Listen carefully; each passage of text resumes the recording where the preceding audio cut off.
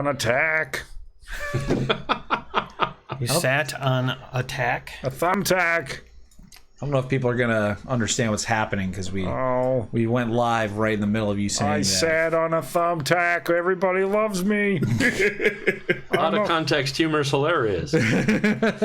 He's being like tired Raymond, it sounds like. Somebody put something in my coffee. It's not coffee. It's brown and it makes me tired. It's okay, Raymond. Come on. It's okay. Oh, boy, everybody. We are live here. Yeah. Woo. Yeah.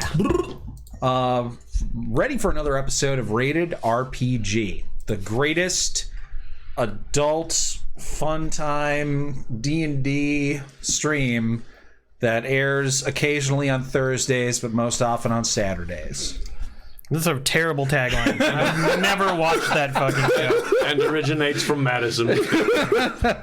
And it often goes for 4 hours, but sometimes 6. It's tough to say exactly how long it will last. Watch it now. Hashtag a show where we do some role-playing with some characters, and Emery's the dungeon master. And sometimes it's really funny, but sometimes we're tired. Don't expect Brad to be here tonight. Yeah, I didn't get much sleep. Gotta go do my laundry. Arden's Davros wants us to check PayPal, guys. We got some. All right then. I'm on it. Also, Emery, I'm taking a look here at the D&D Beyond overlay on the Twitch stream, and I'm seeing Coslow Ferngrove at full health. What the hell? Surprise! Is that something that will change? I don't. Well, I guess now that Possibly.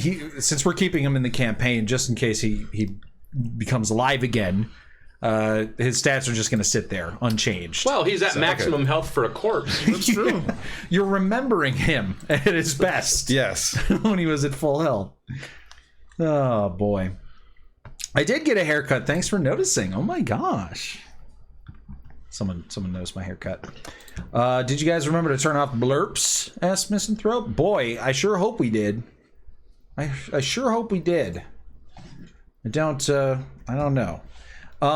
True Goblin of Culture has noticed your name, Jason. Oh, Hamstone. Yes. It is a hell of a name.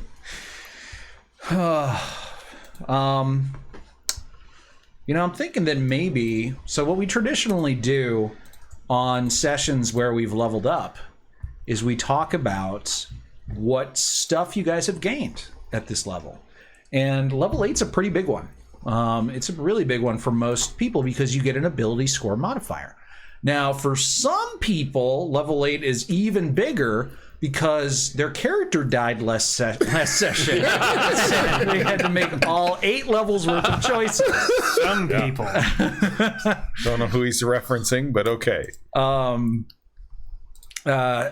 Davros asks, is Aaron struggling with PayPal? Is the struggle? No, I'm struggling to get my map to load up properly, but I got PayPal open.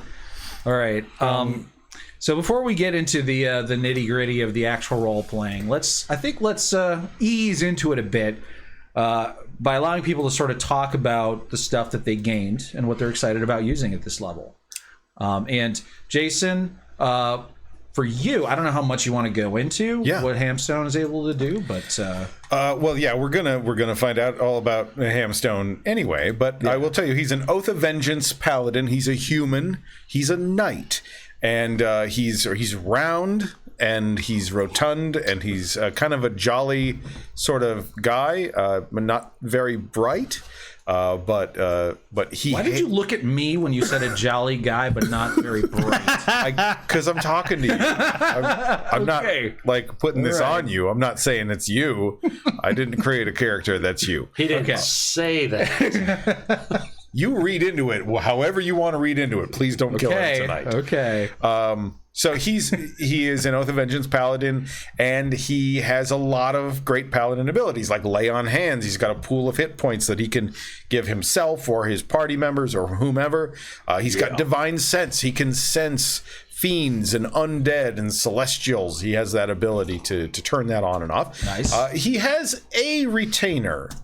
Being in hell, he has a retainer. And we might find out more about that later. Awesome. A retainer not being the thing you put in your mouth to straighten your teeth. A retainer being a person who is sworn to carry your burdens. Yes, exactly. Someone to help out around the house, as it were. He has divine sense, so he can deal divine smite, rather. Divine smite. He can deal radiant damage when he hits a character or a creature with a melee attack. Awesome. Divine health. He is immune to disease, which could be very handy. He can channel divinity. Channel divinity, so that he can regain expended spell slots. He is also a worshiper of Hor, Hoar. Okay. And Hor is the god of vengeance. Correct? So a vengeful whore. Yes. Aren't they all? He gets his extra attack because he's a paladin, obviously. He's got some paladin abilities like Aura of Protection, which allows friendly people within 10 feet of me, get a +1 on their saving throws. +1. It's actually a bonus equal to your charisma modifier, right? Oh, right. Yeah, minimum of bonus of plus. So they get +2 on theirs because my charisma is 14. Nice. Let's see, divine health. I did that. Let's see. He uses a defensive fighting style, so he's wearing armor. He gets the +1 there. He's got an AC of 19. That's not bad at all, especially for a two-hander. Yeah. Channel divinity, abjure enemy. Obviously, he can cast some debuffs and that sort of thing. Vow of enmity is something else that he can throw on. So, like, what role do you mainly see Sir Reginald Hamstone playing in this party, like combat wise, but then also maybe role playing wise? Well, offense in combat, absolutely, because he is a polearm master, and as a polearm master, he uses a glaive. Unfortunately, he lost his glaive some time ago down here in hell. Oh, no. So he's been looking for his glaive, but there's a reason. Might involve a pretty big argument. It might. So a couple of cool things about being a polearm master. When he attacks with the polearm, he can use a bonus action to use the butt end of the polearm to smash the creature in the face or whatever. So he gets a little extra attack out of that. And when another creature enters his space, his reach is 10 feet with a polearm. Right. He gets an attack of opportunity when they enter his space. Sweet. Yeah. He's also a relentless avenger. Part of his Oath of Vengeance.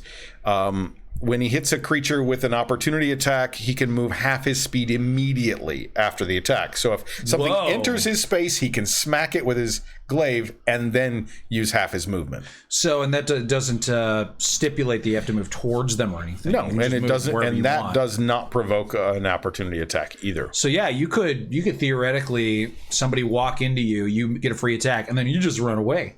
Yeah, yeah. Want. I can move around hysterical. in that way. So there's some other cool stuff that might come up. Yeah, it's going to be really annoying for you, I think. That's all right. It's okay if I'm annoyed. Wait, so I'm not like the guy who has to stand and take all the damage now? You can like distract people and what's your AC? 19. Nice. Well, 19 without any buffs. Yeah. All right, as long as that's not higher than mine. And you got a D10 hit die, and what's your con bonus? Like +2 or something like that? Yeah, I've got a 16 Constitution, so +3. Woof. Okay, so yeah, you're gonna have a decent amount of hit points, and your AC is not shabby. So it's good. Like, between the two of you, you have like one full complete tank between the two of you. Yeah. I totally think that's awesome. A good portion of my spells are healing spells as well. So tank and healer. Yeah. Nice. And damage dealer. You do it all. Yep. Well, I like Mythanthrope's comment. You know, in the very old days of D&D, if you made a new character, you had to do a level 1 again, and everyone had to carry you or let you die over and over. Wow. Yeah, I mean, I could have done that. I just get the feeling nobody really would have enjoyed that. So the old days when D&D was fun. Yeah. Hold on, Great White Spark says, and religion checks, about time. Oh, you're proficient in religion? Nice. Yeah, I'm not exactly amazing at any skill checks. Religion, I get a +2 because you have a -1. because my intelligence is a 9. I get a -1 to my intelligence. I'm not a very bright guy, I get a +4, so I will have much better religion checks than you. which is fine. All right. Well, that's awesome. I can't wait to see Sir Reginald Hamstone in action. You were going to say Sir Reginald Handstand. Beavis and Butthead. All right. Well, Aaron, what's been going on with DeBobby? What's he got? DeBobby chose a feat rather than improve his ability and educate himself further. Alrighty. He has chosen to become lucky. Oh, yeah, lucky. 3 times a day, I can look at a roll that I've gotten, and if I don't like it, I can re-roll. Yep.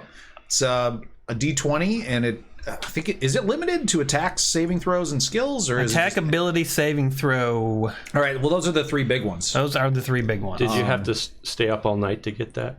Yeah. Yeah. Nice.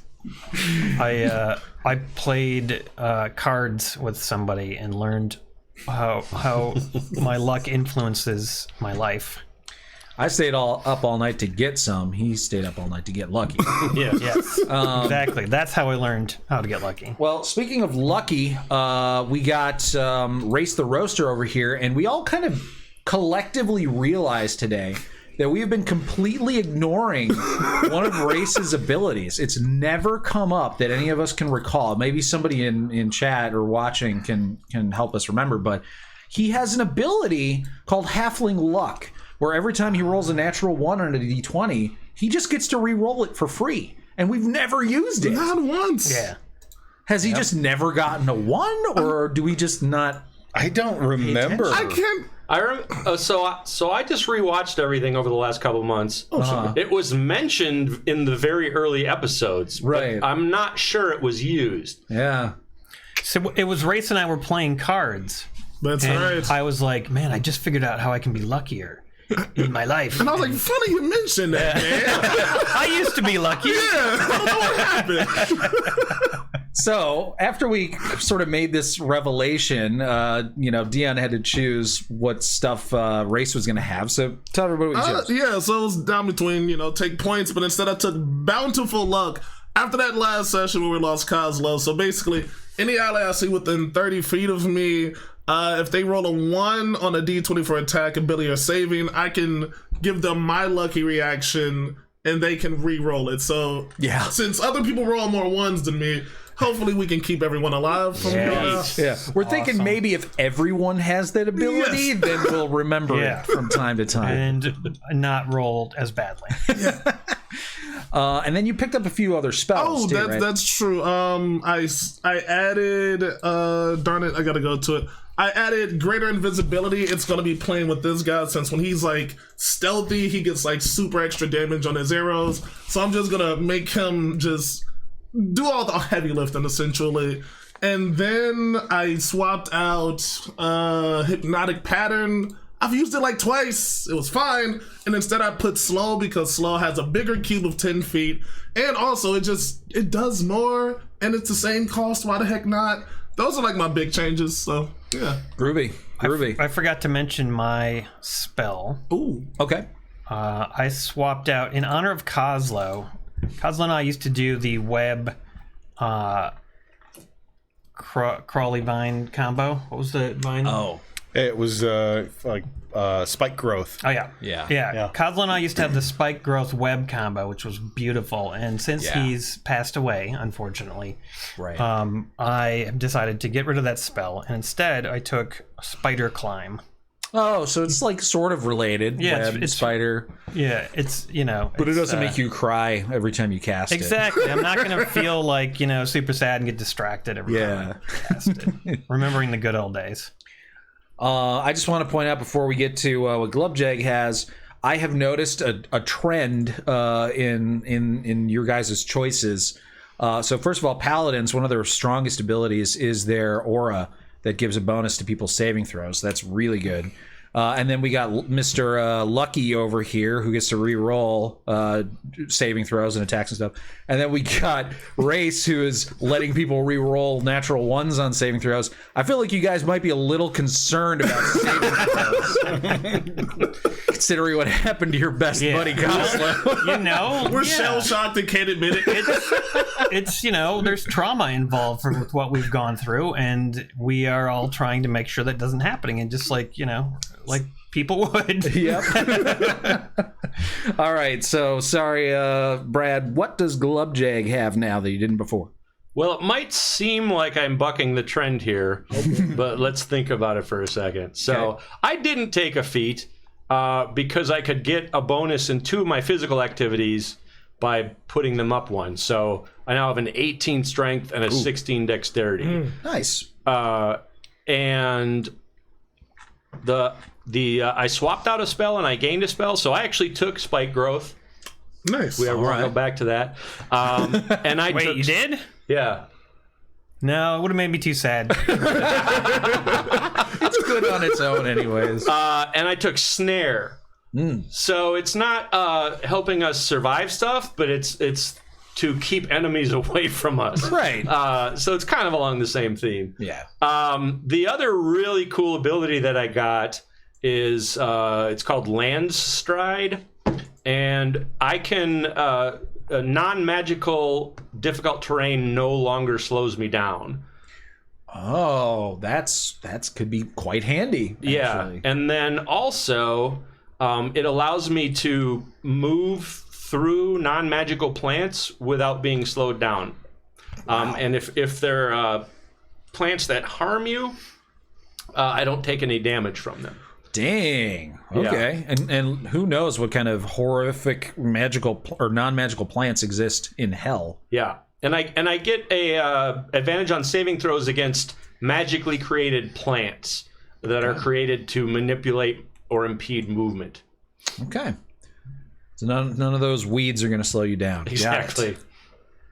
All right. Well, I can go through my own spike growth, I think. Oh yeah. I think so. Right, because the last thing you said is magically created plants also don't slow you down. Right. So yeah, you're good. You can walk right over that shit. That's pretty awesome, man. I think you guys all got some pretty powerful stuff. So I'm looking forward to testing my metal against you, the new and improved Gorgeous Phoenix Brigade. But is there anything else that you guys want to cover before we get into the role playing? When I tried that new spell, it wouldn't let me. You tried to add the new spell? The second level spell. For some reason, when I tried to put it in, I didn't take it. Which spell? I was going to take Mirror Image for safety. Mirror Image. For safety. For safety. That's a good one for safety.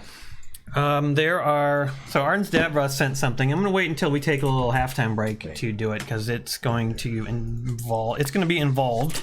Oh, cartwheels. And it's going to be pretty interesting. I can do some business real quick while we're... Business. Yeah, I just want to let everybody know, too, like, we have some official rated RPG beverage now. Wow. For any shots that are purchased. Beautiful. Fancy. Woo! This little bottle is just for rated RPG shots. And I saw that Brad brought his... Wicked Pickle. Unfortunately. Is what's left of it. You know what? I'd be lying if I said I wasn't interested in a shot of that at some point. Because there's just something about it that lingered with me so much. Yeah. It's like when you hook up with someone you don't like, but they're always available when you need them. It's like... Yeah. And you're both thankful. Yeah, right? it's like no one else is awake at 2 a.m. Come on.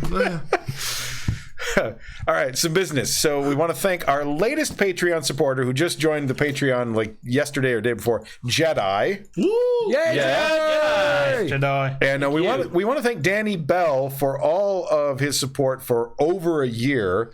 Danny said, "Hey, I'm out of work right now. Got to cut back a little bit." So we thank you, Danny, for all your support And we're very thankful for that. And you can support the show if you want to do that at the $5 adventuring gear tier, just like GBS Trek and John Mangrum, who just hit 1 year, those guys.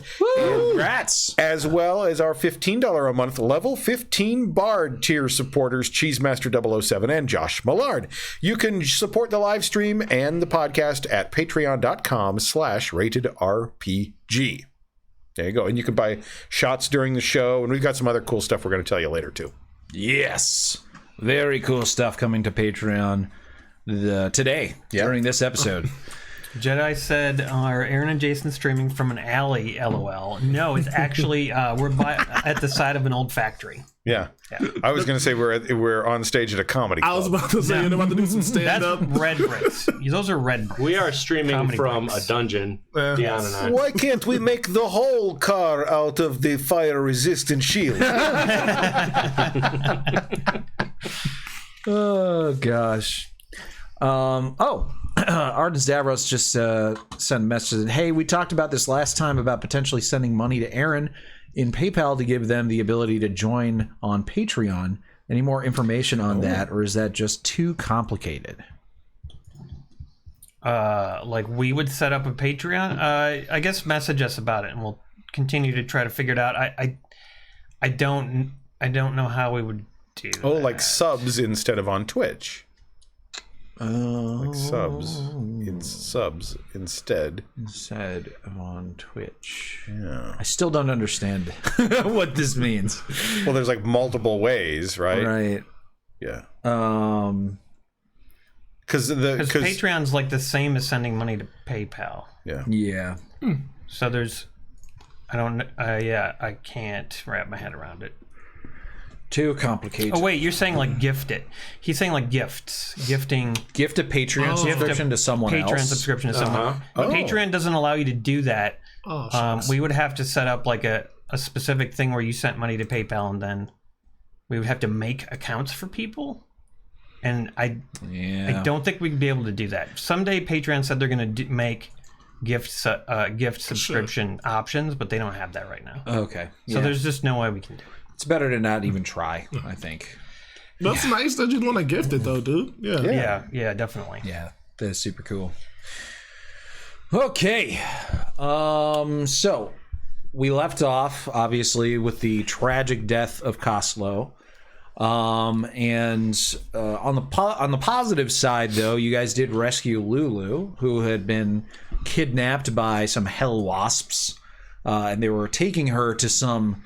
You got a glimpse of it, Race, as you were sort of chasing down the hell wasp before you finally killed it.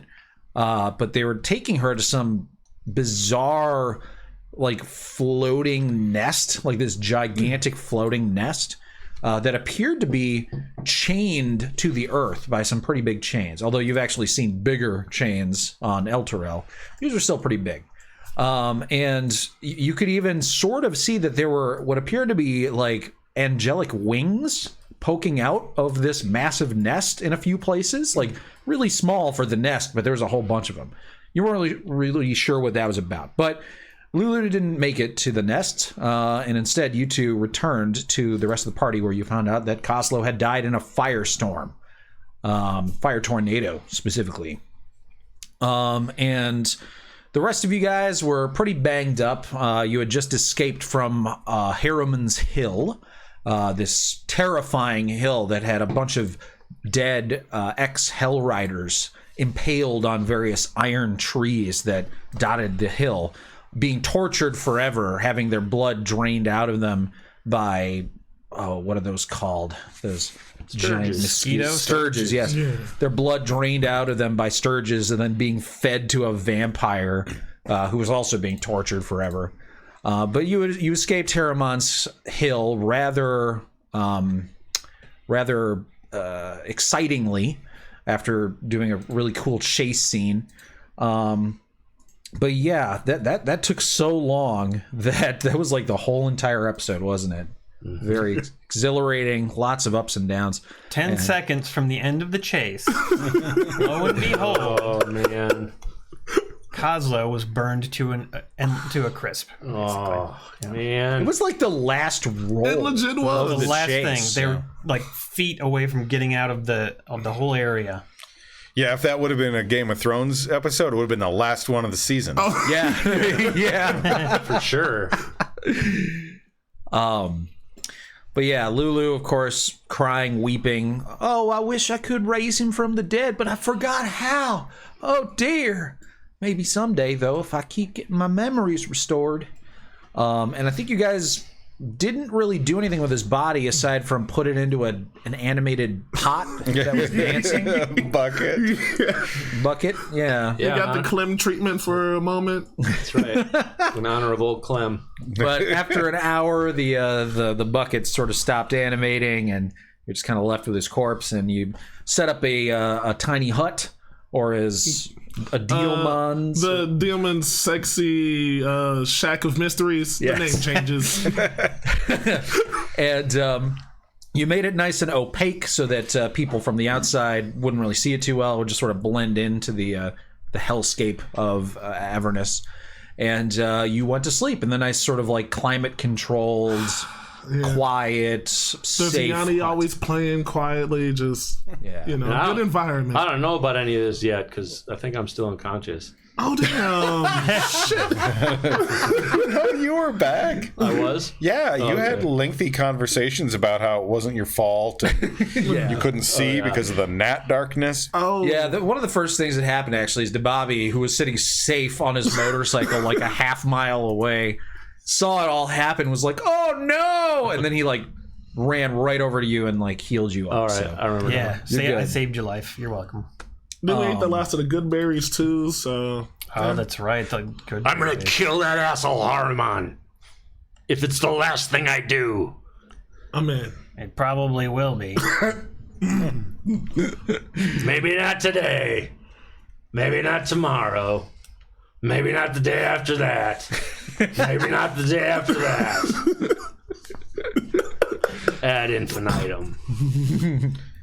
So, yeah, Glubjeg swears vengeance against Haruman as you guys are getting ready to go to sleep for another rest here. I did replace my shitty rapier with a shillelagh. I'm just going to use that for the rest of this. Yeah. Nice. It'll probably be about the same usefulness, but memories, man. Yeah. Awesome. So, you guys sleep, you level up, you rest up, and... you don't even really bother doing a watch rotation because nothing can get into the sexy shack of sleeping. And a couple of you have some like weird sort of like dreams. You've been having a lot of strange dreams here in hell, most of them bad. But you all sort of like have a very similar dream. Like you're on some sort of boat that's just rocking and shaking like violently, like you're in a storm. Is Tom Brady there? I'm on a boat. I don't get the reference. Never mind. Brad's dream for the Yeah. Okay. Never mind. For Coldplay's there. Oh, yeah. Coldplay was there in your dream. Oh, yeah. Okay. But when you wake up, let's see. Who's the first one to wake up? I'm just going to roll a die. We'll do it randomly. Yeah. There's only 3 of you right now. So let's see. 1 or 2, it's Aaron. 3 or 4, it's Dion. 5 or 6, it's Brad. Okay, so Race the Roaster, you're the first one to wake up. And you look outside this sort of like semi-transparent walls of your little dome. And you're expecting to see the vast sort of empty wastes of Avernus. But instead, you see... what appears to be a massive demon engine, like one of those infernal engines. Yeah. And it is parked right in front of you, like right outside of the tent. And you're like, okay, well, our infernal engine was like 50 feet that way because we don't like to sleep next to it because it's constantly screaming. Like the wails of tormented souls are constantly coming out of it, so you don't sleep next to it. So you're a little surprised to see that. And as you look around, you notice that there are various what appear to be large tents that have sort of cropped up around you.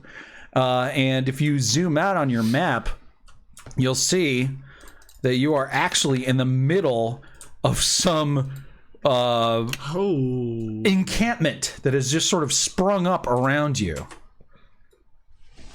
And standing there right outside of your little hut is a almost perfectly round gentleman whose frame has been sort of crammed into a suit of plate mail that is at least 2 sizes too small. And he's sort of just standing there with his arms like folded and like in front of him, looking bored out of his mind. Shit. I first turn around and I quietly I shove the boys. Hey, get up! I think we're in the middle of a weird orgy. I need you guys awake for what's about to go down. What? Look, just look outside. Does anyone know the chubby motherfucker with the attitude? Because he's waiting on something. Where did all these vehicles come from? Yeah, what's happening?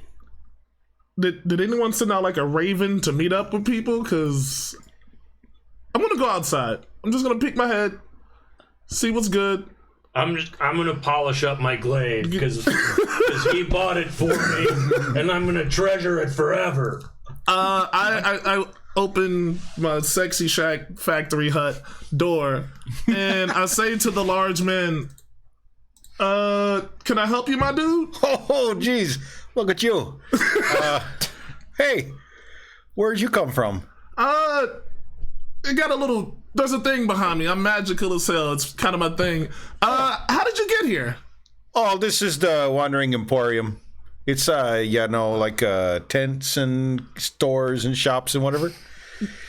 So it's like you can buy things here. Yeah, in hell? Yeah. You know, you got your magic? Yeah, mostly I talk shit and have bigger people fight my battles, but I'm kind of magic, yeah.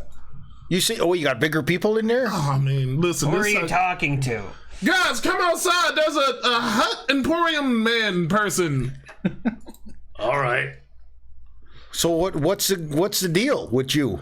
I am Race the Roaster, just one member of the legendary Gorgeous Phoenix Brigade. We're here to kill the people who brought everyone down to hell, to put it in very simple terms. Oh! Yeah. Oh, yeah. Yeah. That sounds pretty good. You know, because, I do you like being in hell? Is this like your place? Is this your vibe? Are you vibing? No, I don't like it at all. I'd like to get the heck out of here. Can you fight? I mean, it sounds like you can sell stuff, but we just lost somebody who was near to our hearts. I can't lose 2 people this soon. I'll break down. Well, as a matter of fact, I'm kind of looking for a way to get out of here. Well, what do you do? Well, right now, what I do is I do what I'm told. I gotta give people massages, and I'm not a big fan of that. But because on account of Mahadi's got me under a kind of he got me in a bad deal in a bad way, and I ate too many dinners, and then I had some desserts. You signed a bad contract. That's why I'm gonna be your manager. But first, you should meet the rest of the team, fellas. Yeah. This bugbear handsome devil over here, this is Glubjag. He's a badass warrior. He's got a billion war stories. He's killed everything of every size. And this man over here, they call him... Hold on a second. Is he holding the glaive? Oh, he was polishing it. Darlene! No, Darlene! No, you gotta hold it, Darlene. Oh, my good Lord. Darlene, in the name of whore, you gotta give me that glaive back, because it's my only Darlene, and I gotta have her. What did you just call me? No, you are not the Darlene. That's the glaive. My silver glaive is Darlene. You gotta give me Darlene. This is mine. My dead friend bought it for me. Darlene! I missed you so much, Darlene. It's been so terrible lonely down here. I hate this guy. Darlene, how did you... one of our dear friends we lost, how did you lose it? By the way, you see their dear friend. He's in the tent as well, rotting on the ground. Oh, you see that pile of ash and depression? That's our friend right there. Oh, jeez. He got burned alive. Oh. Yeah, most of my fur is also scorched off. Well, I'm real sorry to hear that about your friend. And he was a great guy, and he bought the glaive for him. So we're very attached to it. Can we get you another glaive? No, that's Darlene. That's my Darlene. I've been so terrible lonely without Darlene.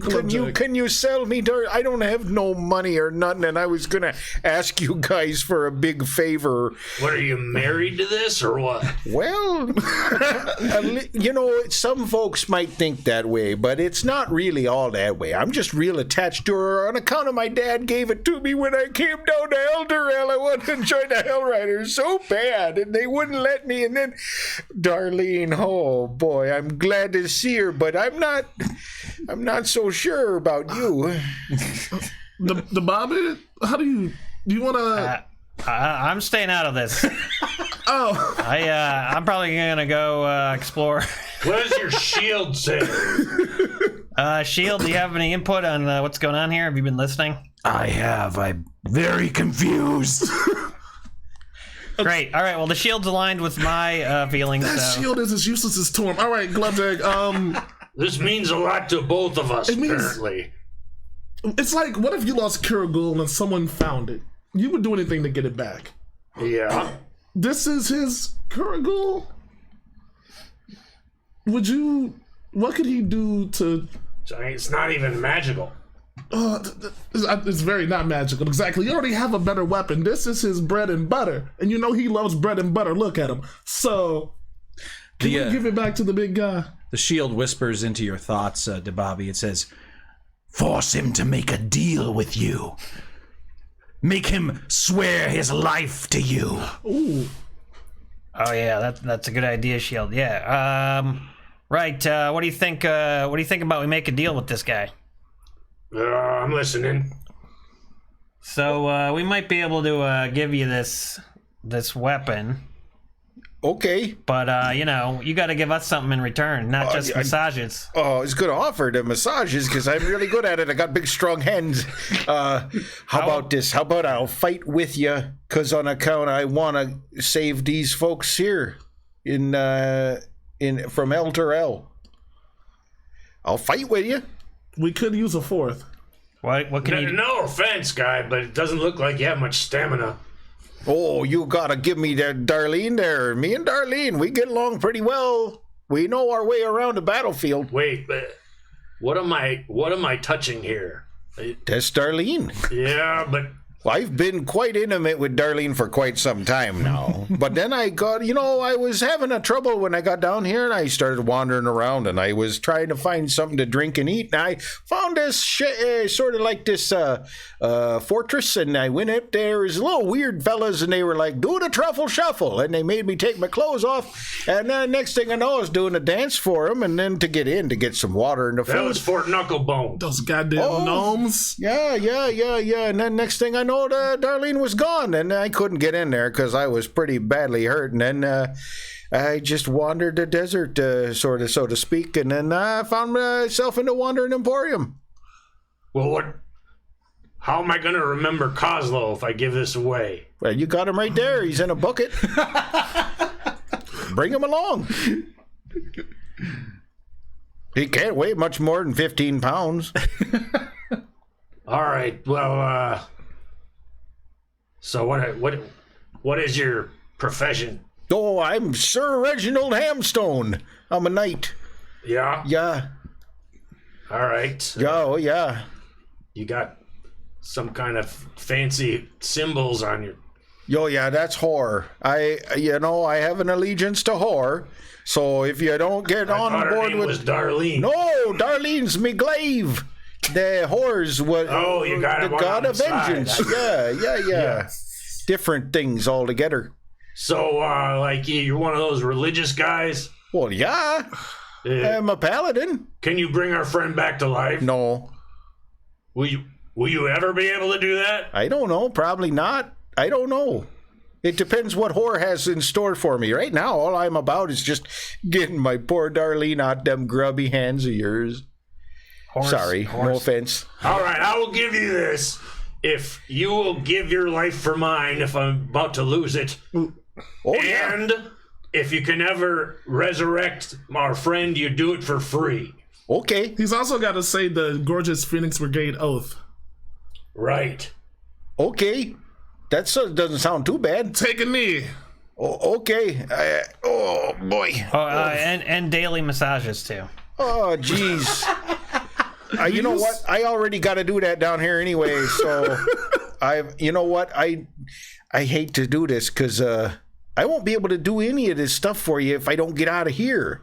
And also, you can't take more than a quarter of the food. I can't promise that because I'm a hungry dude.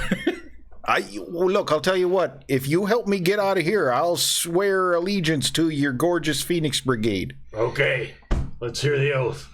Do you promise to give your life to the #1 mission we have, to pee in the mouth of evil above all else? I, Sir Reginald Hamstone, swear allegiance to the Gorgeous Phoenix Brigade, and I will pee in the mouth of evil. And we mean every person, even if they're just kind of a dick. If they die, you pee. If they die, you pee.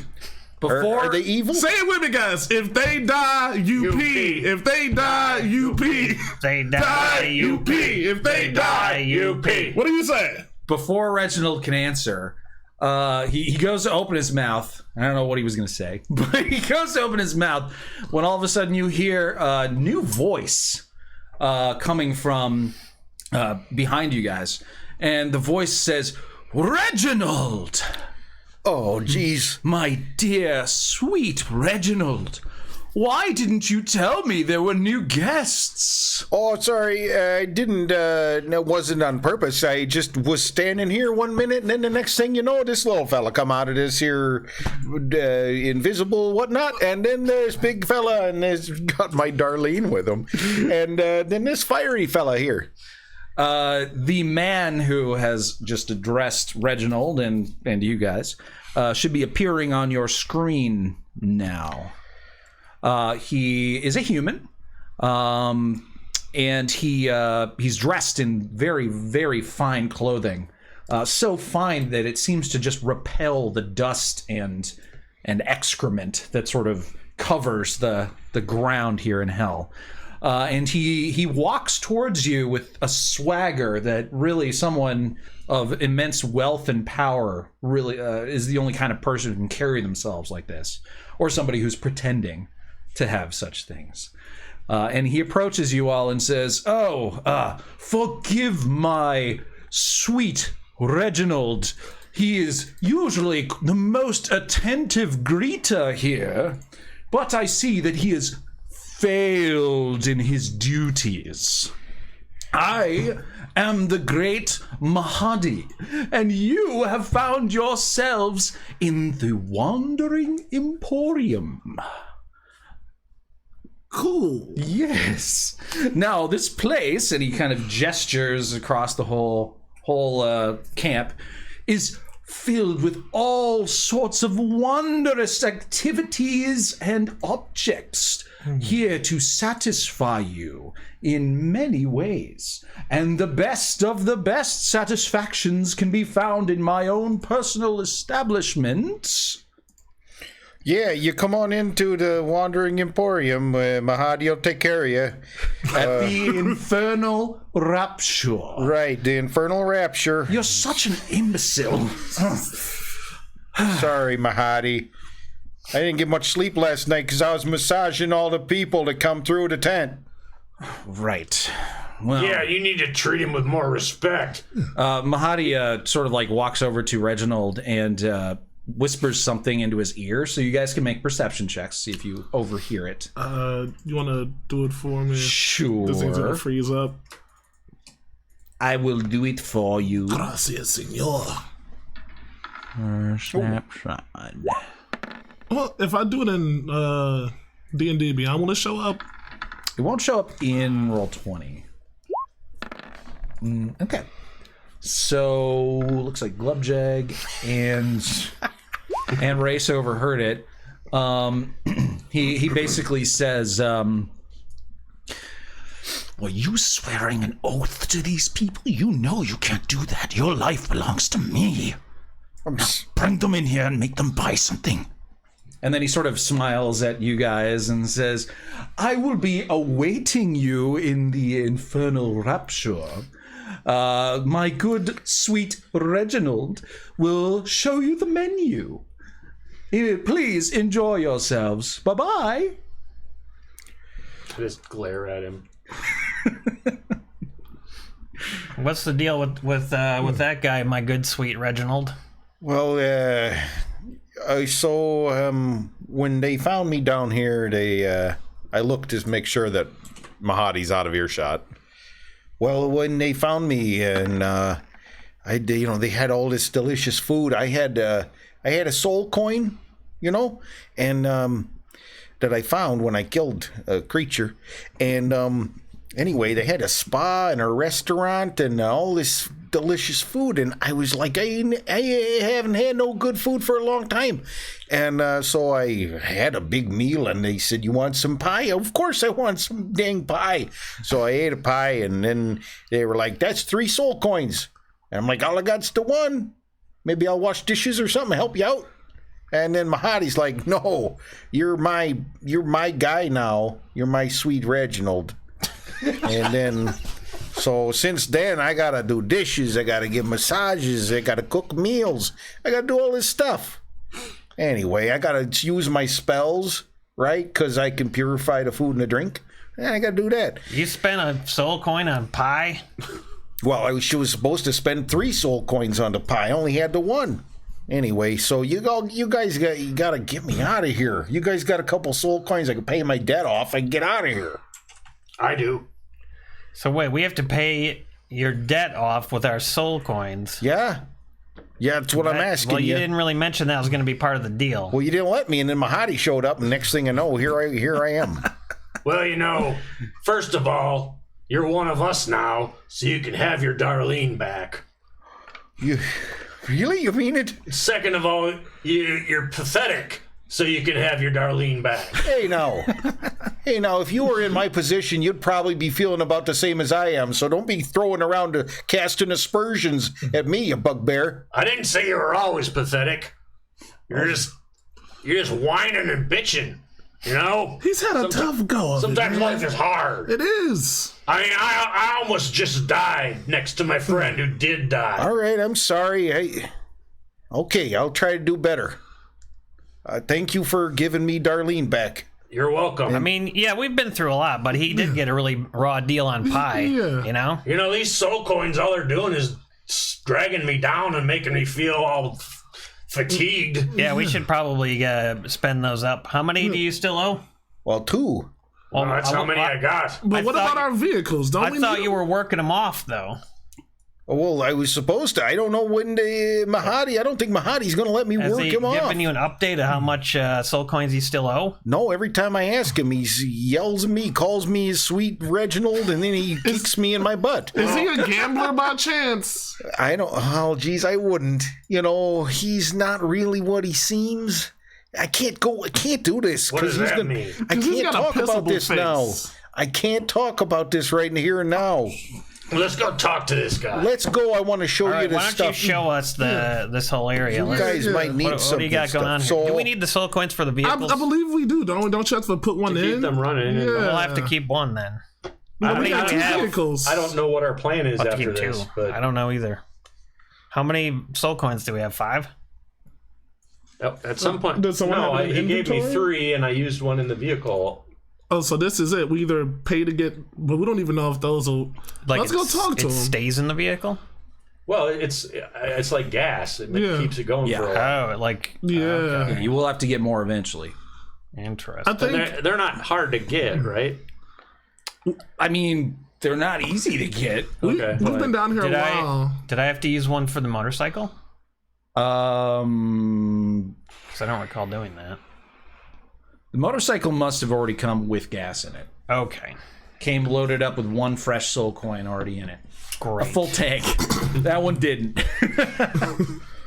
So anyway, I want to show you guys around down here because there's some stuff. If you're looking to buy some things, if you're going to give me them soul coins and buy off my debt, well, I don't know. But anyway, you got Fire Snake Forge over here. It's run by 3 salamanders. you know. And you got from here to Avernus, it's a courier service. So, you know, if you want to send a message to someone over a long distance, you can do that. Or spellcasting. They do some spellcasting there. Icker's away. I always thought that was a fun name. Anyway, it's not a fun place, though, because there's a guy named Eliac, and he buys and sells a demon icker. It's nasty stuff. It's like poison. Anyway. And you can boost your infernal machines with that stuff.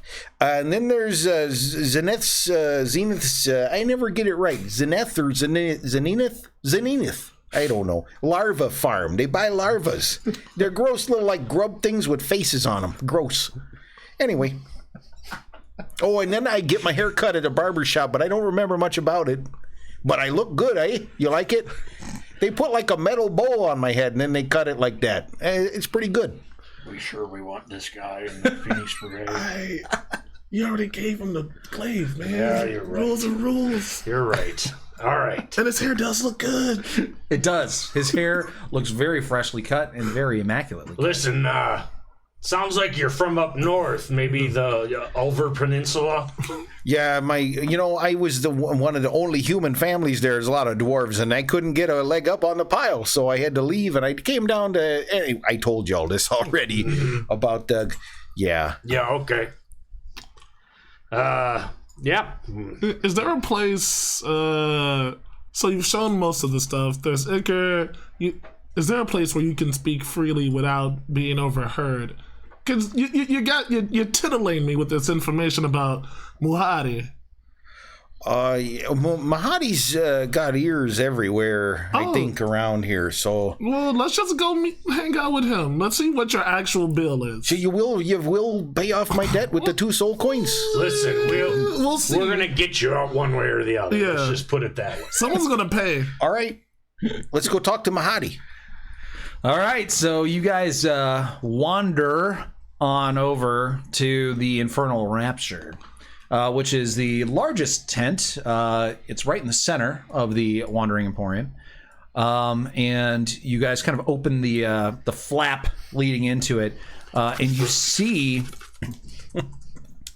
a very, very comfortable looking interior here, with all sorts of like rugs and curtains hanging down made out of silk.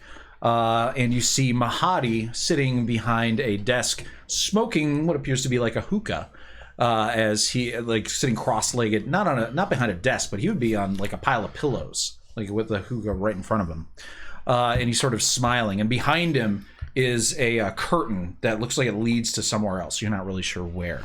And he smiles. He says, my sweet Reginald. Yeah, okay. Well, are they looking for some spa treatment? Or perhaps a wonderful meal? Well, as a matter of fact, Mahadi, I think I'd like to pay off my debt. Really? You guys can make insight checks. Insight. Use your insight voice. Nice. Yeah. Insight. Even Reginald? Yeah. Okay. Well, Race, you got a 5. Ooh. It's like I'm the one. Yeah.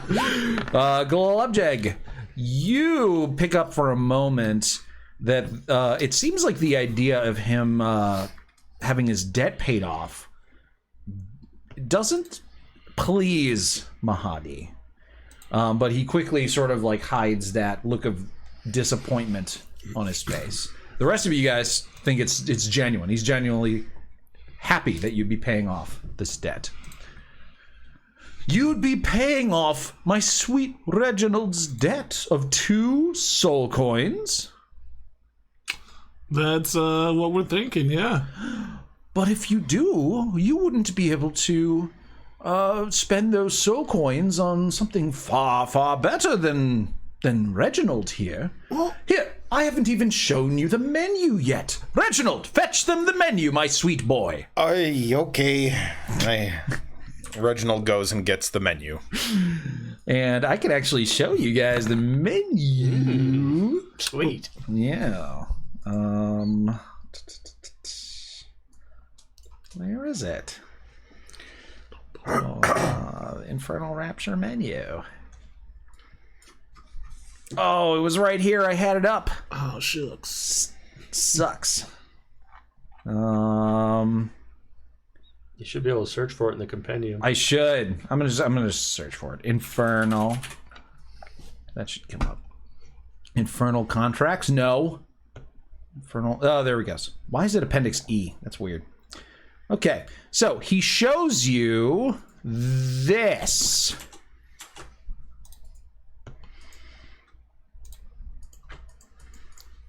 Yeah, I can't make heads or tails of that. Is that an Infernal? It is an Infernal. It is. I can translate for you guys. I'm pretty sure I can read that as well. Okay, I have the actual translation. Actually, Reginald can too. So. Never mind, I can't. So the only one who can't read it is You want to know what's on there, Ray? Just tell me the grub. All right, hold on. I'll get you the translated one. There we go. It's all different kinds of pretzels. And at least one pie, apparently. There you go. Let's see, we got some pickled vine blight salad. We got some pan-fried myconid cap with garlic butter, spicy shredded sturge sliders. Those are the appetizers. No, not interested in any of those so far. Main dishes are broiled quippers served in a pork reduction. That's what I had. That was pretty tasty. Okay. Are those like people that make really quick comebacks? No, they're like little fish. Oh. Roasted wereboar, seasoned liberally with pepper and paprika. Twice battered axe beak strips with a brandied plum sauce.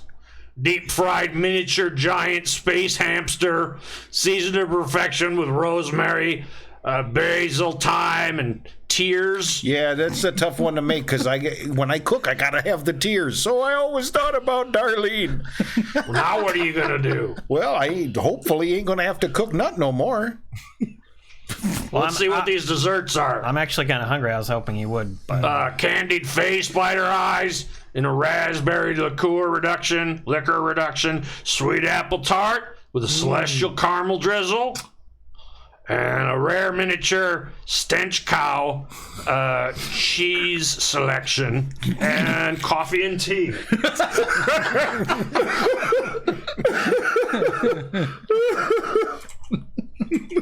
That sounds pretty good.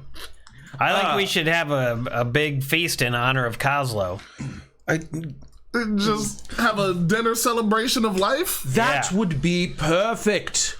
Kozlo, who is that? He's our friend. He's back in our tent. He got cooked himself, actually. Yeah. And he's dead, and we'd like to celebrate his life in the best way possible. Wait a minute, guys. He just got stuck here under a contract because he ate something here. And when we first got the hell, they said you shouldn't make deals because if you make them with the wrong people, you're screwed, right? What do we know about this guy besides he's very handsome? I mean, you're gorgeous, Phoenix. But besides that, but I do want to celebrate Kozlo. But I'm not trying to get in a bad deal. Should we have a team vote? What happened with you when you ate? Well, I didn't look at the prices. I didn't ask about the prices. Oh, the prices. Yeah, I wasn't thinking about that either. And I had the. Where are the prices? It doesn't list them. I know. I had the candy pear with the liquor raspberry. Anyway. You thought that was pie? It kind of tastes like pie because it's fruit. I don't know. Now I'm a pretty good cook because I've been cooking for a while here. Listen here, Mumbai. Mahadi. Mahadi. Sorry. Listen. Why is this guy enslaved to you just because he couldn't pay for a pie? What kind of deal is that? Oh, well, when he entered my establishment, he was offered the same menu that you were, and he was offered a contract, which he signed very readily. I was pretty hungry, Mahadi. Exactly. It stated that each meal he ate would cost a single soul coin. Now, what he failed to do was read the fine print, which says that every item on the menu technically counts as a meal, and he ate thrice in one sitting. I had an appetizer and then the entree and then the dessert. And the I dessert. didn't even have no coffee or tea. Is this a restaurant?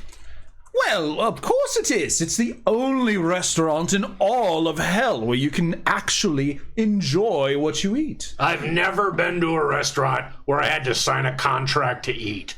Well, good luck finding any restaurant here where you don't have to sign a contract to eat. I don't want to eat any of this shit. Shit!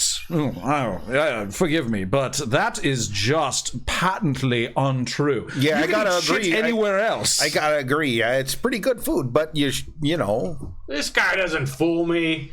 He's taking advantage of you. I'm not lying. I've not said a single lie.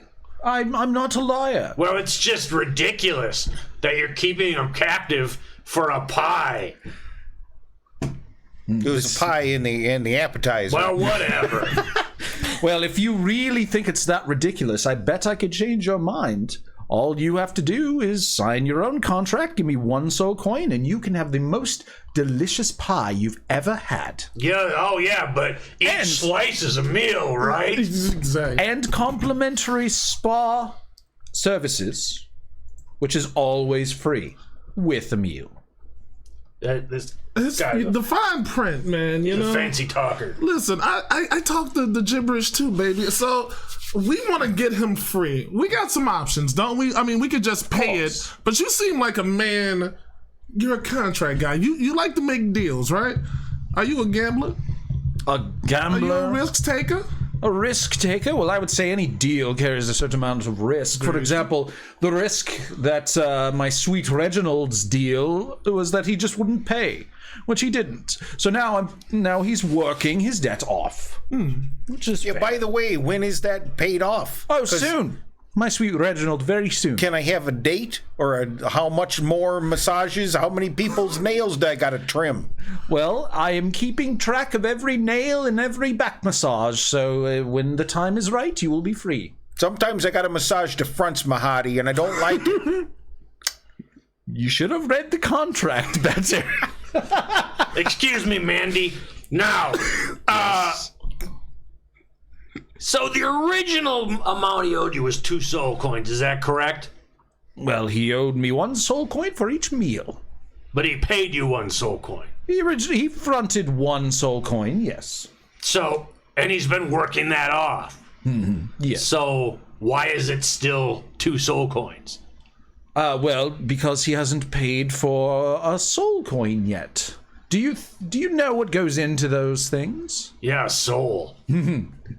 Yes. I'm not even quite sure how he's going to get me a second soul for the second soul coin. Are soul coins the only way we can pay off his debt? That is what he owes, so that is what I will accept. But there are equivalents to that, yes? Not in this deal. All right, well, if we're not going to eat, then I'm going to head out.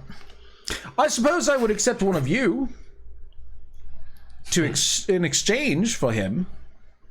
Yeah. For him? No, that's okay. Thanks. I leave. Believe me, you don't want to have a deer glove jag.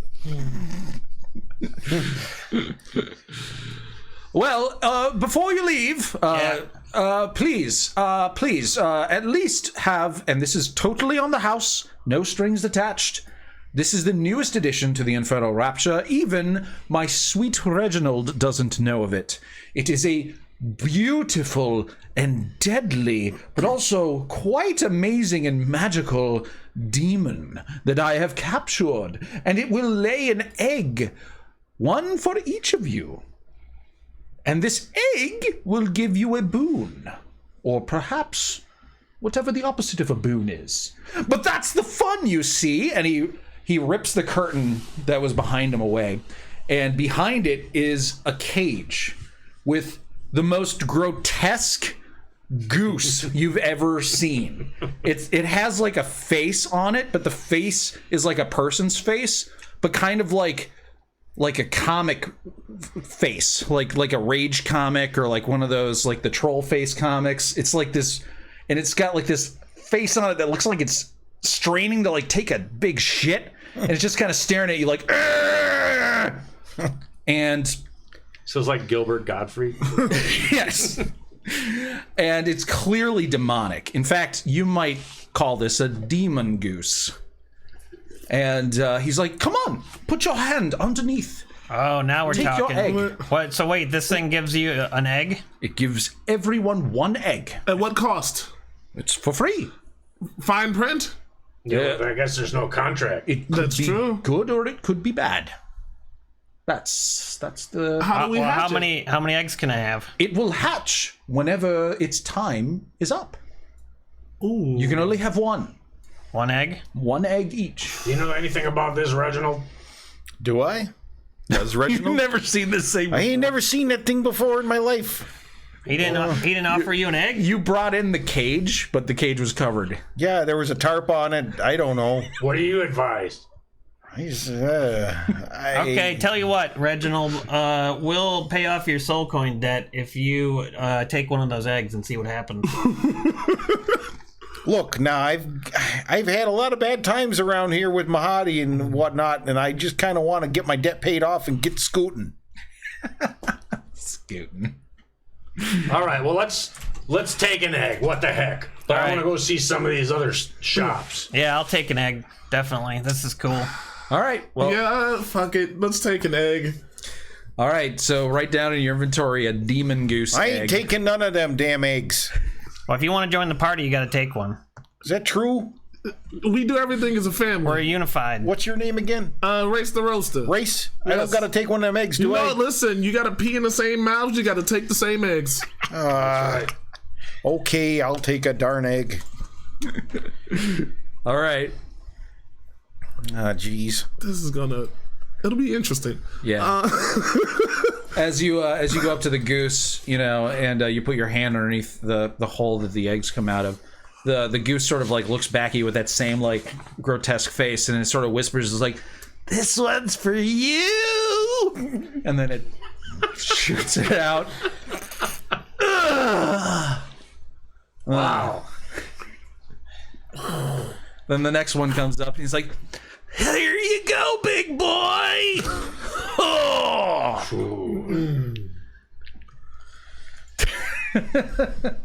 And before long, you guys each have your own demon goose egg, Yes. which may matter at some point. When do they hatch? You don't know?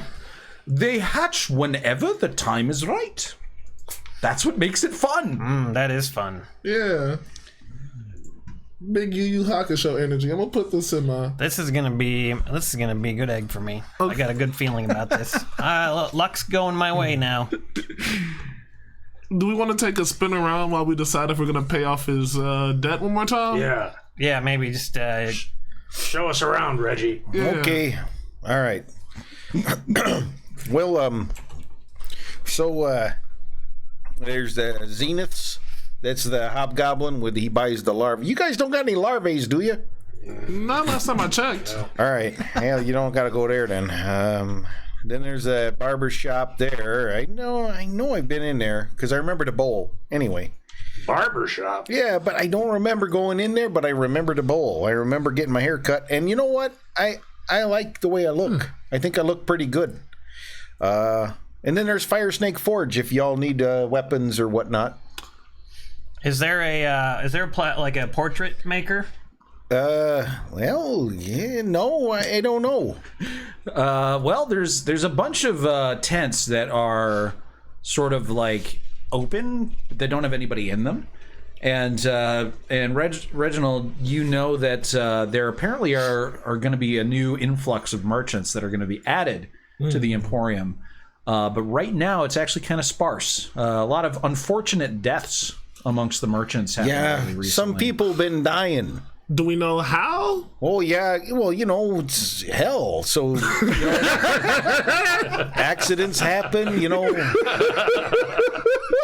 Point taken. People get burned up. So yeah. Anyway, I really implore you to pay off my debt. And if they're dying, I'm peeing. He said the magic words. I've been waiting all day for those. Didn't you say there was a place where we can improve our vehicles? Well, kinda. Icker's away. That's where you can get some demon icker. That's like a poison, but you can use it to boost your machine. The guy there, Eliak, he buys and sells demon icker. Yeah, so if you got any spare demon icker, you can take it to him, sell it, or you can buy it if you don't got any and you want some. And what's the magic place? That's magic play. Oh yeah, from here to Avernus. Yeah, that's there. You can send messages back home to your loved ones if you got loved ones. Well, I think at some point we should commission a portrait of our, if we're going to take him on, as one of the Golden Phoenix Brigade, then we should make a portrait, of our new girl. Yeah, that's very true. Kind of want to make like a small-sized one, postcard. Maybe we could send it back to Rhea. Say, wish you were here, and if it'll be a picture of us peeing in the mouth of evil. Why don't we wait a little bit? He hasn't exactly shown that we can be proud of him yet. His survivability is in question for sure. No offense. No offense. Oh, none taken. Do we just want to pay and bounce? Well, I'd like to leave on good terms because this is the only place to shop around here. It's, there aren't any other stores really. We will have to come back here probably at some point. Oh, so that eliminates a lot of my thoughts. Yeah, less murder, more just payment. That doesn't sound like us. Don't we murder? Well, look, if I can share a bit of my own wisdom with you. Sometimes you gotta let a little bit of evil slide past you so you can go after the greater evil. You can't pee in every mouth. Nah, that's where you're goddamn wrong, sir. Oh, look, you're trying to get kicked out this early into the party. I need you to relax. I'll win you over. I swear. I swear to horror, I'll win you over. We've only fled once since we've been in hell. Okay. And you got a dead guy in a bucket. What? He's already bringing up old shit. That was in the past. Look forward, man. I've been rubbing down people for so long and making all this food and washing dishes. I'm sorry if I offend you, but... It's okay. The most logical one in our group is the Bobby, which is scary that's true. What do you think? About letting him Do we in? just pay? Do we try to do what we do best and finagle our way out of... having to pay? Oh, you're saying just take that guy out and then just cheese it, or yeah. So the shield whispers into your ear as you're considering your options, and it says, "Why would you pay for his debt? If you pay, you're going to be out of soul coins. What happens when you get stranded in the middle of Avernus? I won't be able to help you then. No, you must have more soul coins."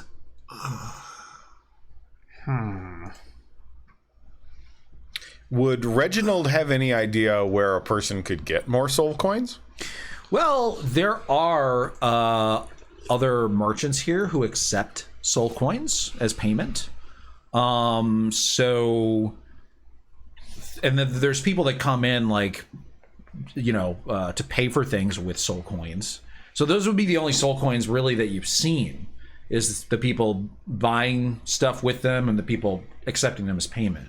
So let's see, the barber, you don't remember what the barber takes as payment because you strangely can't remember anything about them. Icker's away, that human mage, he typically only accepts gold as payment, but he has been known to accept soul coins for particularly large batches of demon icker. Zeneth's larval farm. Zeneth is this old hobgoblin guy who's really sort of nasty and bitter, but he definitely has accepted soul coins because actually the larvae are very, very attractive for hags, other sort of fiends and whatnot. They like to eat them, and they're apparently insanely delicious to those types of creatures. Yeah, because they contain people's souls in them. do you know where they might, like, where one of these merchants might stash their soul coins? Because between you and the rest of the group, we can get real invisible in this motherfucker. And as long as there's a place we can, like, just creep up and creep back out. You do know that it is against the rules for anyone to cast any spells in here. Yeah, it's against the rules. You can't cast no spells. By the way, has Reginald seen the Holophant? Yeah. So Lulu would be there kind of with you. She's just been quietly flapping around. Well, this is Lulu. She's a Holophant. Hey! She's lost most of her memories. They're coming back slowly. She's a sweetheart, but she's going through some shit right now, man. You know how it is. I do. There. I know how These it streets is. are crazy. You know, it's tough. In fact, you know what? She just arrived. You guys haven't seen her all morning, and she arrives and she's just like, I was out looking for food or something, you know, maybe a little bit of devil flowers to like put on Coslow's grave, and I came by and I noticed that there's this big old pile of vehicles around the camp. What the heck's going on? Did you see any demon grubs? I did not see any. Well, I did see some demon grubs, but they had people's faces on them, so I steered away from them. But anyways, who are you, good sir? Oh, I'm Sir Reginald Hamstone at your service. Oh my goodness, are you for real a sir? Am I addressing a knight right now? Yeah, I'm a knight. Oh dear. I'm a real knight. A real knight? Yeah. That's incredible. And oh my goodness, were you trapped down here? Yeah. There's a whole story, but I don't want to tell it again. Oh my God, are you a hell rider? I wanted to be, but they wouldn't let me in. They hazed me something fierce, and then the next thing you know. Oh goodness, do you remember me? I was there too. Apparently, I was with Zariel. She's one of my bestest friends. I kind of came along later, and I wasn't really in the group. I was just kind of following him, carrying some stuff for him. Oh, okay, so you were really, really low on the rungs of yeah, I wasn't even near the ladder. Yeah. I was working my way toward the ladder. You were a ladder adjacent. Yeah, I was kind of just wanted to be around him. Anyway. Wow, so this place seems awful familiar. What? Oh, goodness, I feel like I've been here before. She sort of starts walking around.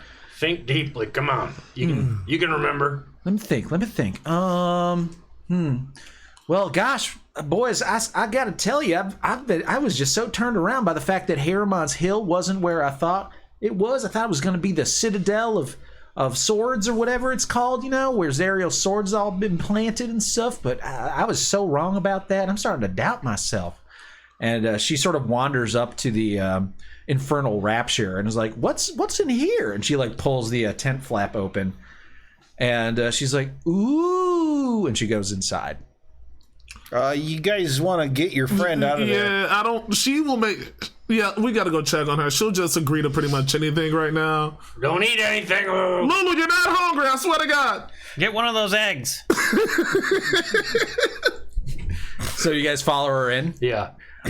So you guys walk in and you see Mahadi, who you guys apparently have caught off guard because he's sitting with his back facing you, and he's holding a soul coin up to his ear as if he's listening to it. And he's sort of like nodding, and then like he laughs, and then he sort of shakes his head, and then suddenly Lulu like clears her throat. She's like, ahem! And he's like, huh! And he like drops the soul coin for a moment, and it like clatters to the ground. And he scoops it up really quickly. Although, everybody make a perception check. I'm just gonna do the just do the thing. Perception for race. Ooh, Brad crushed it. Jesus Christ. Wow. You're on fire today. I am. The rolls have been huge. Glubjag, you're the only one who notices this. Mahadi picks the soul coin up with his foot. Sort of, and then sort of like tucks it underneath his robes. So like it's kind of a weird motion. Like he doesn't just like put his foot out and sort of like scoop it or like push it. He like literally his toes sort of like curl and grabs onto it, and then he. So he doesn't have shoes on? No, he's got like sandals. Yeah. So something weird going on with his foot. You're not really sure what the deal is with that. But he sort of regains his composure as he turns around to face you guys and says, I wasn't expecting you back so soon. And he looks at Lulu and then says, soon. Hello. Who might you be? Make an insight check, everybody. Big roll, Brad. Big roll Brad. 22. Big roll, Brad. Wow, big roll, Brad. Big roll Brad. Me. I rolled higher than a 4. All right, so you guys are all blissfully unaware of this, except for Glubjag. I must have like encountered a lot of people like this before. I'm on everything. But Glubjag, you notice that there is a nervousness in his question, asking Lulu, who might she be? And she's like, well, I'm Lulu. Who are you? And then you also notice after she says that, there is very distinct relief in Mahadi's eyes. And he's like, Because she didn't recognize him. well, I am Mahadi. I almost did a southern accent for myself. Well, howdy, I'm Mahadi. I wish she'd said, I'm Lulu. Who are you, Lou? Bravo. Jesus Christ. So that's really what she should be saying. I'm Lulu. Who are you, Lou? Hulu. So he goes on his spiel, sort of introduces himself, and Lulu is like, okay, all right, okay. I'm not gonna do that. I don't use soul coins. They're for bad people. They're literally currency using the souls of dead people. That's evil. That's even worse than Bitcoin. And Mahadi's like, oh well, suit yourself, but feel free to take in the sights and sounds of my wonderful Emporium. But do you guys want to do anything with Mahadi, or would you like to move on?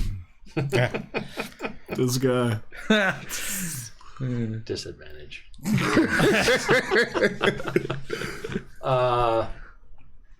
Soul coins use 5G. Ooh.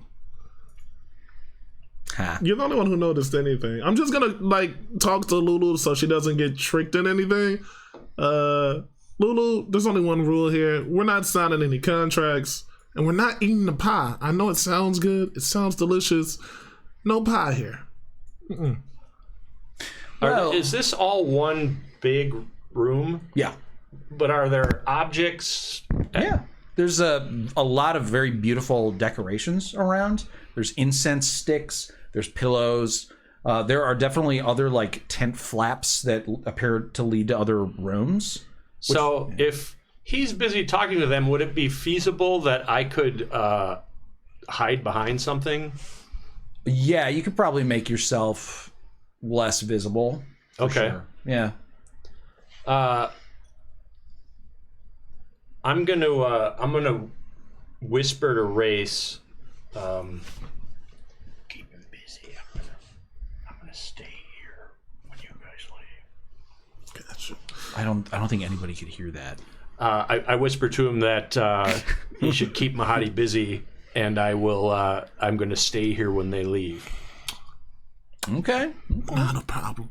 Hey, my man Mahadi, you know what? After doing a second just tour of this whole area, I gotta be honest, you're winning me over with this food selection, but I need you to can we just walk and talk about you've been here a long time. What are your favorite items on this menu? Cause if I'm willing to pay these soul coins and we got a lot more back where we came from, we're only bringing a few. How would you sell me on this meal? I want the entree. Give me the whole spiel. I'm gonna need your undivided attention. If you want the money, you gotta sell it to me. So make a deception check, please. Would you do it for me? I'm on advantage. Finally, give me some love. I will do it for you. Or Brad can. He doesn't have mine up, so it'll be quicker for you.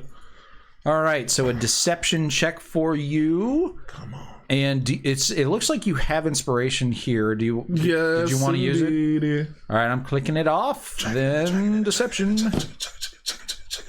Yeah! Oh! Okay. Natural 20. That's pretty good. Now I get to roll a insight check. I'm just gonna roll a d20 because I don't want anybody to see any of his stuff. Okay, so he doesn't seem to be aware of your attempts, your ruse. Yes. So he kind of goes along with you and starts describing in intricate detail each dish on the menu. I love it. Okay. And I'm going to take that opportunity to find a shadowy place and hide myself. Sure, go for it. Stealth? Yeah, stealth. Stealth expertise. Ooh. Oh, well, all the stats went away from that. What? Huh. No. That sucks. Well, I'll just sleight a hand and give it... what does expertise give me again? Plus 4? Plus 2? It doubles your proficiency bonus to that skill. Okay, so it's plus 6. Plus 6 to whatever I roll here. Big roll, Brad. 24. Nice. 24. Well, I rolled sleight of hand. You roll, but it's the same. But it's the same for me, thing. yeah.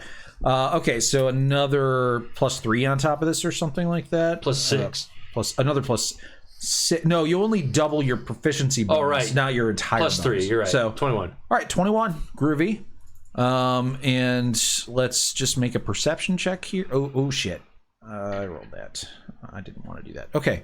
I don't know if you guys could see that or not, but he doesn't seem to notice you stealthing in the corner. And now what do you do? I'm just gonna wait. I'm gonna wait. All right, I'm gonna leave. Hey, Reginald. Okay. Yeah. What's the deal with that larva farm? Oh, those things are gross. You don't want to go there. They give you. They got the grubs. They sell them, and then fiends and stuff eat them. Oh yeah. Yeah. All right. Well, let's go check it out. Okay. Anything to get out of here, I guess. All right. So you guys leave. Everybody except for Glubjeg, who's going to stay behind in his little hiding spot. He like dove underneath a bunch of pillows or something. Yep. Masked his stench with a bottle of cologne he found and is waiting in the Infernal Rapture. So do you guys go to the larva farm? Yeah. Okay. The larva farm. Do you have maps for each of these places? No. There's just the one. Theater of the mind. Yeah, it's theater of the mind indeed. All right. So you guys On them, I'm gonna take a potty break. Sure. You guys get to this larva farm, and it is another quite large tent. This one doesn't really have sides though, so it's kind of more of a what is that called? Like Open air market. open air thing, yeah. And it's got like a fence. It almost kind of reminds you like a petting zoo, except instead of having adorable goats and sheep and bear cubs or whatever the fuck they have at petting zoos. I haven't been to one in a long time. They don't have bear cubs. They should. Instead of that, you see a bunch of grotesque worms. It's hard to say. They kind of look like slugs. They come in various different sizes, all of them way too big to be an actual like worm or slug. And they're just oozing slime and just sort of like scooting around the ground in random directions. And all of them are going like, and you look and they have like the faces of people. And they're just rooting around and like saliva's dripping out of their mouths. Some of them are eating mud. Occasionally you see one or two of them chewing on each other's like tails. Sheesh. Yeah, they're just horrible little things. They're my least favorite creature in the world. And sitting in front of this larva farm is this old hobgoblin who is wearing just ancient armor. Those of you who are actually, you're the only one who might be familiar with this, Glubjeg, but you're actually not here. But if Glubjeg were here, he'd tell you like that armor is like 300 years old. Like, that is not in style armor at all. But he's just kind of sitting there. He's like got scars all over his body. He's all fat and like grotesque. And he just looks like he hates everyone. Like he's been in customer service for like 50 years or 300 years possibly. And he just sort of like spits out this glob of gray stuff on the ground when you guys approach. And he's like, I'm Zenith. What do you want? Each larva's a soul coin. Actually, we're not really here to buy anything. We just we're curious about what you're selling. Larva. Yeah. What? You take soul coins, huh? Yep. One larva, one soul coin. Yeah. You don't have any. You don't sell soul coins, do you? What? Sell soul coins? Yeah. I guess if you gave me a larva. Oh yeah, you trade some soul coins for larva? No, I'd take 2 larva for 1 soul coin. 2 larva for 1 soul coin, eh? Yeah. Oh yeah, because we know where some larva with faces are. Yeah. They gotta have faces, right? If they don't have faces, they ain't larva. Well, I mean, I've seen larvae that don't have faces. No, you haven't.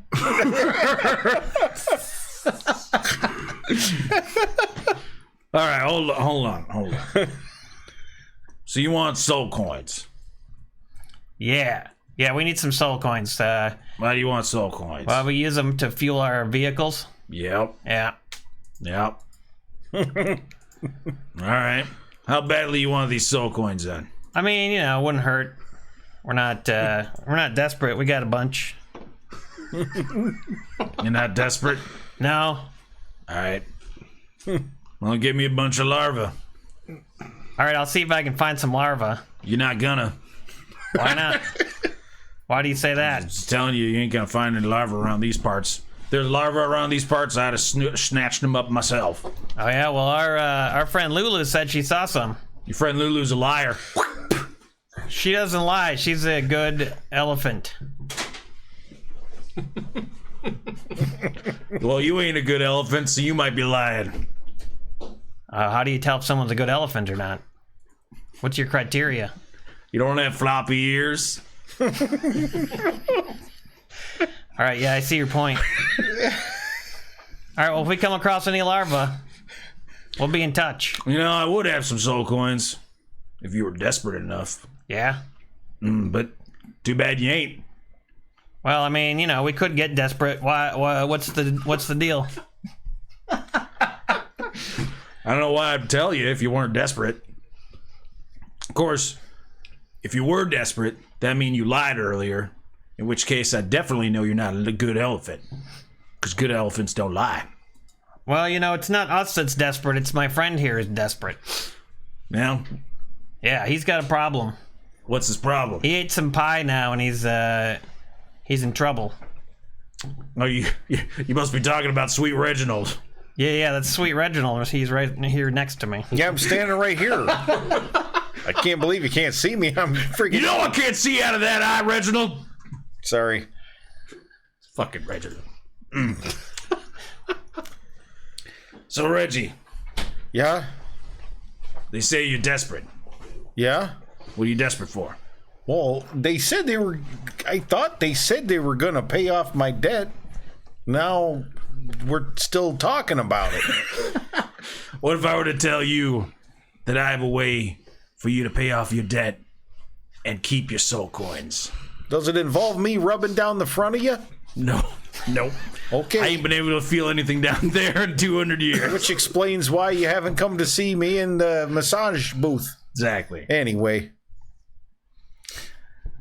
I'll give you 9 soul coins. I don't even believe that this would be a thing I would do, whatever it is. Every soul coin I have. What do I gotta do? All you gotta do is bring me Mahadi's head. I can't do that. Well, you can't, but these guys can. Yeah, but What do you say, guys? Are you desperate enough to bring me The head of Mahadi? I haven't been sure if I've been still distracting him or with the guys. That's why I've been quiet. You're with us, I believe. Yeah. Brad's the only one who's hiding, so. Yeah. You're unusually quiet. No, I was like, yeah, I'm just distracted over here. Real sneaky. I think that's an interesting option. Tell you what, we'll consider this. We'll consider your offer. All right. It's a very fair offer. You seem like a fair kind of person, an honest businessman. I am.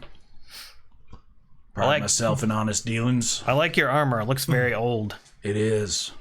That's cool. What's your beef with Mahadi? I know his problem. He signed a bad contract. Is it the similar situation?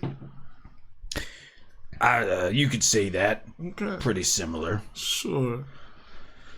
And if he dies, people under contract don't also die. Just so we don't have some kind of domino effect. Well, I gotta say, I'm not quite sure. It's been a long time since I read any of the contracts, but I would say that if you killed him, I think it would void the contracts. Wow. We make money and we rescue Mr. Sir Hambone Stone. Yep. Yeah. Now I will warn you, this ain't gonna be no easy task. Mahadi, you could see him struggling to say something. Why doesn't everyone make an Arcana check? Who is here? Oh, now we're talking. You wanna throw them bones for me? Yeah. Eventually I'll remember. Ooh. Yeah, that's the kind of check I like. Yeah, big lucks. All right. So, Dababi, you've been sort of like observing the various people here. There's some other NPCs and stuff that I haven't really bothered to describe, but there's other people kind of like Sir Reginald here who have been sort of like going around and doing sort of menial tasks, and they sort of appear like really happy, but every once in a while you guys catch a glimpse of them seeming not really too pleased. And all this talk about like being forced to do stuff for people like against their will and all that. And especially with the fact that this guy is seeming to very specifically avoid giving away certain details, you have picked up on the possibility that these people all might be under a spell called Gaius. Gaius? I would have said Geese, but Gaius? I don't know. Yeah. It's a pretty high-level spell that when cast on someone makes it so that they literally cannot do what it is, whatever, like they have to do something and they have to not do other things. And if they break that, they literally will take damage. Like, and it can last potentially forever until they're done with whatever the quest is that the Gaius is compelling them to do. So, for example, if this guy were to say certain things, he might have a brain aneurysm and possibly die from all the damage. So, yeah, you think there's a Gaius happening, and it's possible that Reginald is under the same spell. So you see, he says, "Well, Mahadi is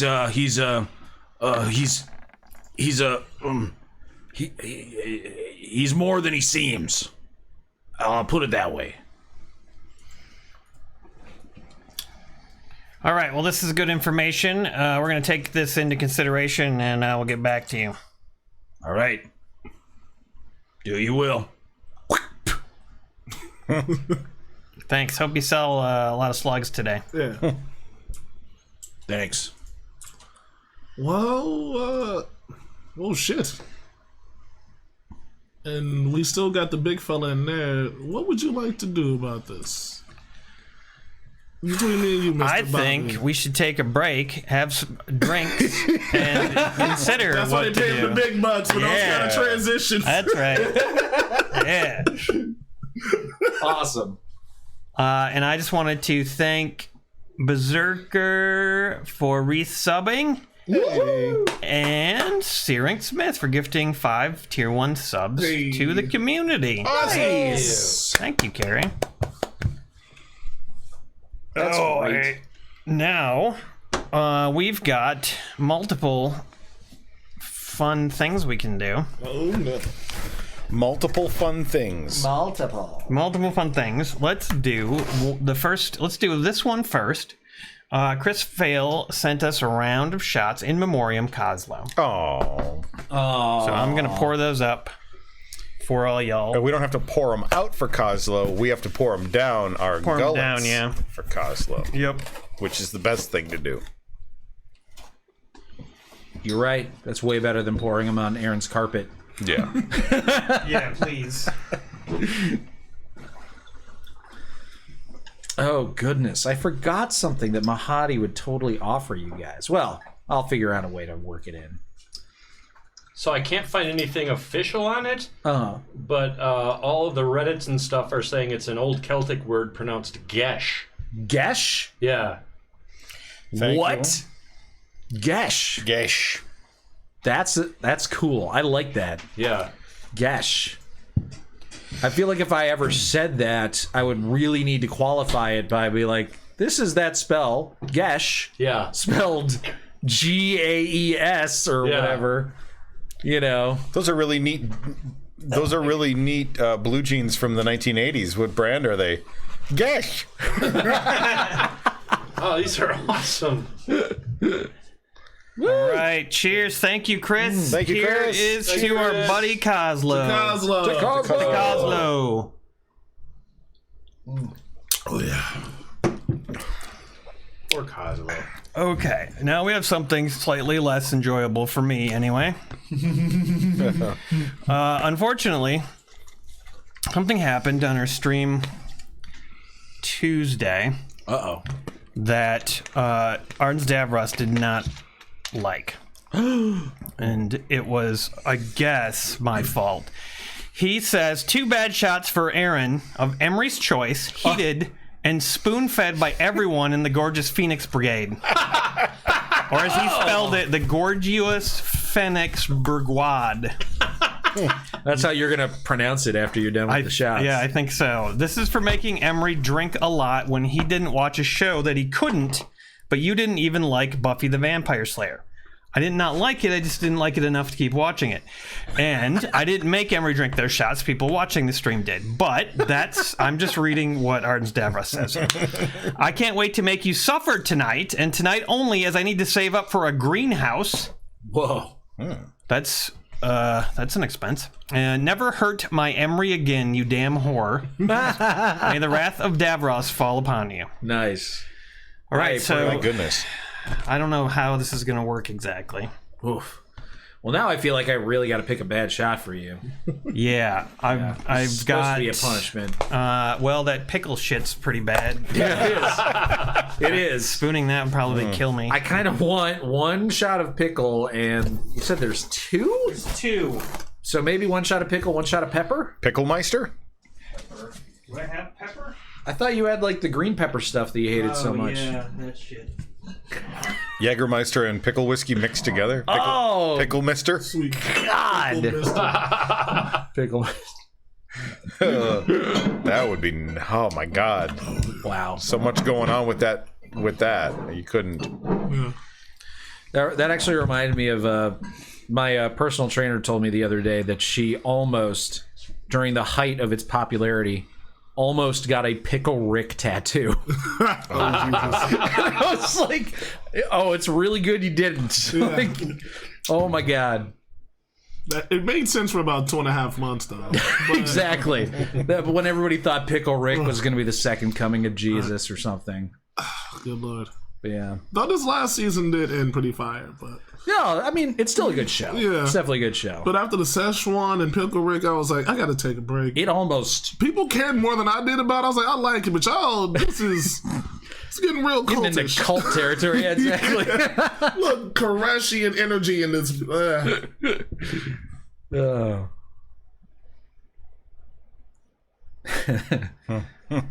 I'm really curious what Glubjug's game plan is here, hanging out in the Infernal Just Rapture. dropping deuces in there. Just gonna sit there perfectly still. He's gonna watch Mahadi, and Mahadi's gonna like just sit there like in one spot, not moving, not blinking for like 3 hours. Oh man, yeah. There's a lot of stuff going on here at this this Emporium. It's like super hard to remember everything that's happening. Great White Spark says, "Hey Brad, I found out recently that bugbears mostly fight in melee with morning stars. What made Glubjig decide to change to a short-sighted ranger?" I just answered down below accidentally instead of replying to that. Oh, mostly because you saw the close quarters shooter combat style in Unearthed Arcana and you thought it sounded dope. Agreed. It is pretty dope. Yeah. Okay, so this is supposed to be spooned into my mouth by other people? Sweet. Oh, I've got experience. It's been a long time since I spoon-fed a baby. But, How long has it been since you spoon-fed an adult? even longer. Is it gonna be easier or harder? Harder. There's whiskers involved. Oh Lord. Plus, babies spit things out, but Aaron's not gonna. No. He's gotta take it. He's gotta take it. All right, let's do pickle first. I am really not. I think the most difficult part is going to be not spilling it. Yeah, this is gonna get. Yeah, This is like a party game. Do you have like a towel or something? Maybe you should A bib. have a bib. He's got to throw it in the microwave first. Yeah. Oh, God. This is very exciting. Oh boy.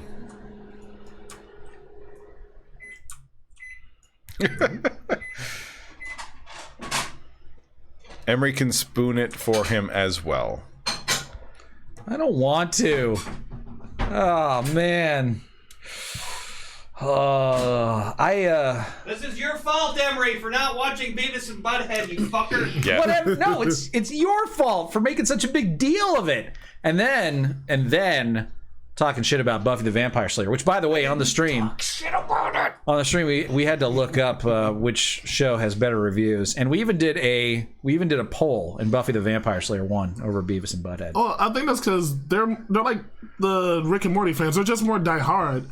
Like, I've never really watched it, but all the girls I dated have been into it, and they're like way too into it. It's like if it hits you at puberty, you like pair bond to it or something, man. Are you talking about Buffy or yeah, Buffy? yeah. Like, it's like everyone I know, it's their thing.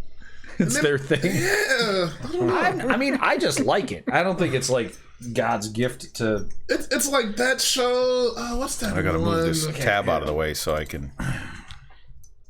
Oh Jesus Christ! The show with those two brothers. That's one of those kind of shows where people get really. Yeah. Hurry up. Put it in there. Okay, good now. Oh God! Choo choo. Oh, pickles. Here comes the train. Oh. All right, Aaron. Oh, jeez. Down the hatch. One more. Oh, who's a good boy? Good boy. Who's a good boy? Fuck off. Oh, sweet Jesus. Man, there's gonna be so much slash fiction after this. Oh, that's a good guy. Who's a Can you get good... your face closer to Dia? Oh, yeah. Black.com, get your heart out. All right. All right. Why do I have to do two of them? All right. Here you go, big fella. I can't believe it. Here you go. Whoa, we got a little drippy there. Oh, here you go. There you go. One more for you. One more to grow on. There you go. Oh. Somehow it probably makes the shot worse getting that many small iterations of it. Oh yeah, it's far worse. You just got waterboarded. Jeez. Okay, well that's one down. I don't think much spilled, so No, you did a good job. I don't need the bowl, I guess.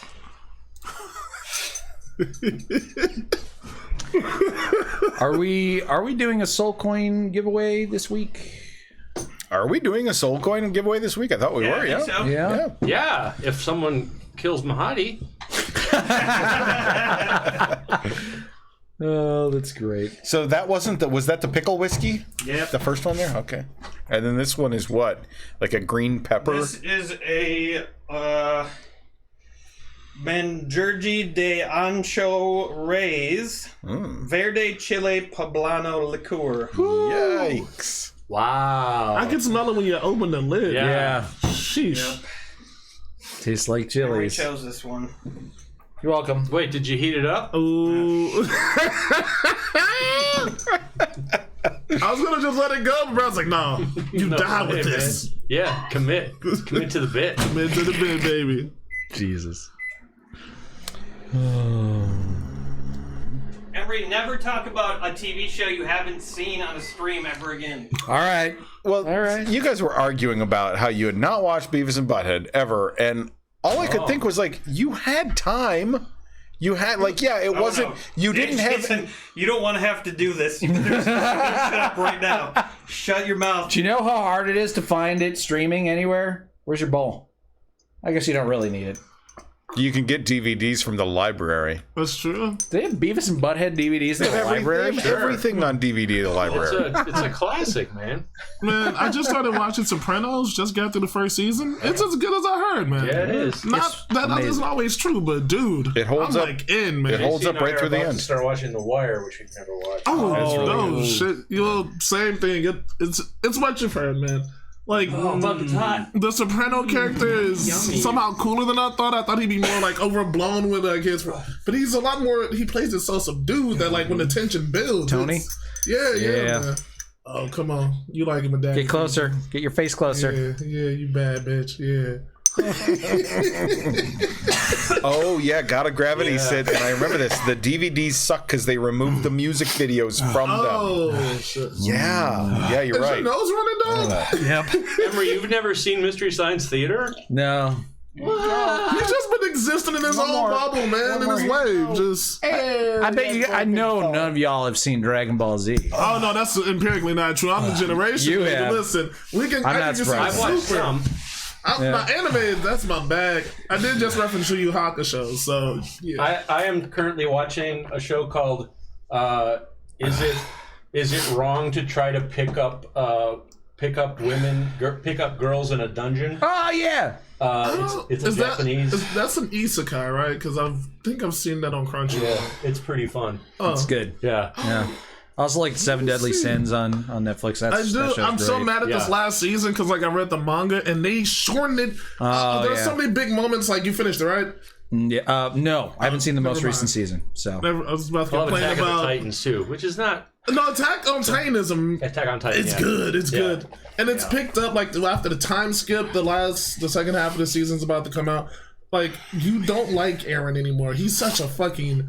You see how being born in war just completely destroys your morals? It's so good. Yeah. Have you seen the latest season? No. Oh shit! Then never mind. you know what's interesting about that Is show? it on Netflix yet? No, they only have the first season on Netflix, but on Crunchyroll or something you can watch it. Okay. And they do it for free with ads. Oh, I gotta. What I like about Attack on Titan, besides a lot of other things, is that the main character is named Eren. Yeah. But if you listen to the Japanese dub, they pronounce it the way that my brother Eren pronounces his name. It's spelled the same way, E-R-E-N. Yeah. And they pronounce it Eren Oyega. Eren. And that's how I pronounce his name, Eren. That's how it's pronounced in Turkish too.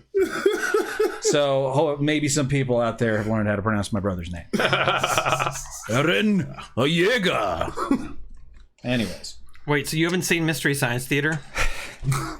No. How did that come up? JW1 mentioned it. Oh, he's trying to get me in trouble. And he also says, just watching Eren slowly die during the anime. Yeah.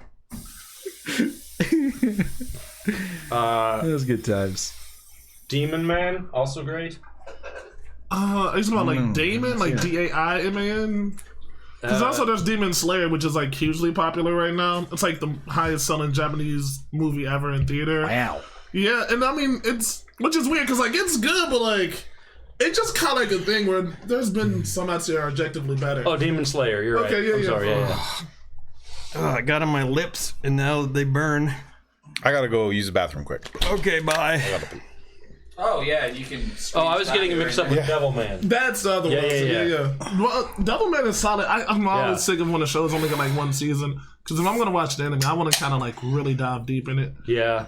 I'm kind of a connoisseur of one-season shows. I like Oh yeah, Just checking them no all commitment. out, you know? Plus, Yeah. shit, you busy. Listen, you don't want to have to spend 8 seasons. Right. You must love the new Marvel stuff then.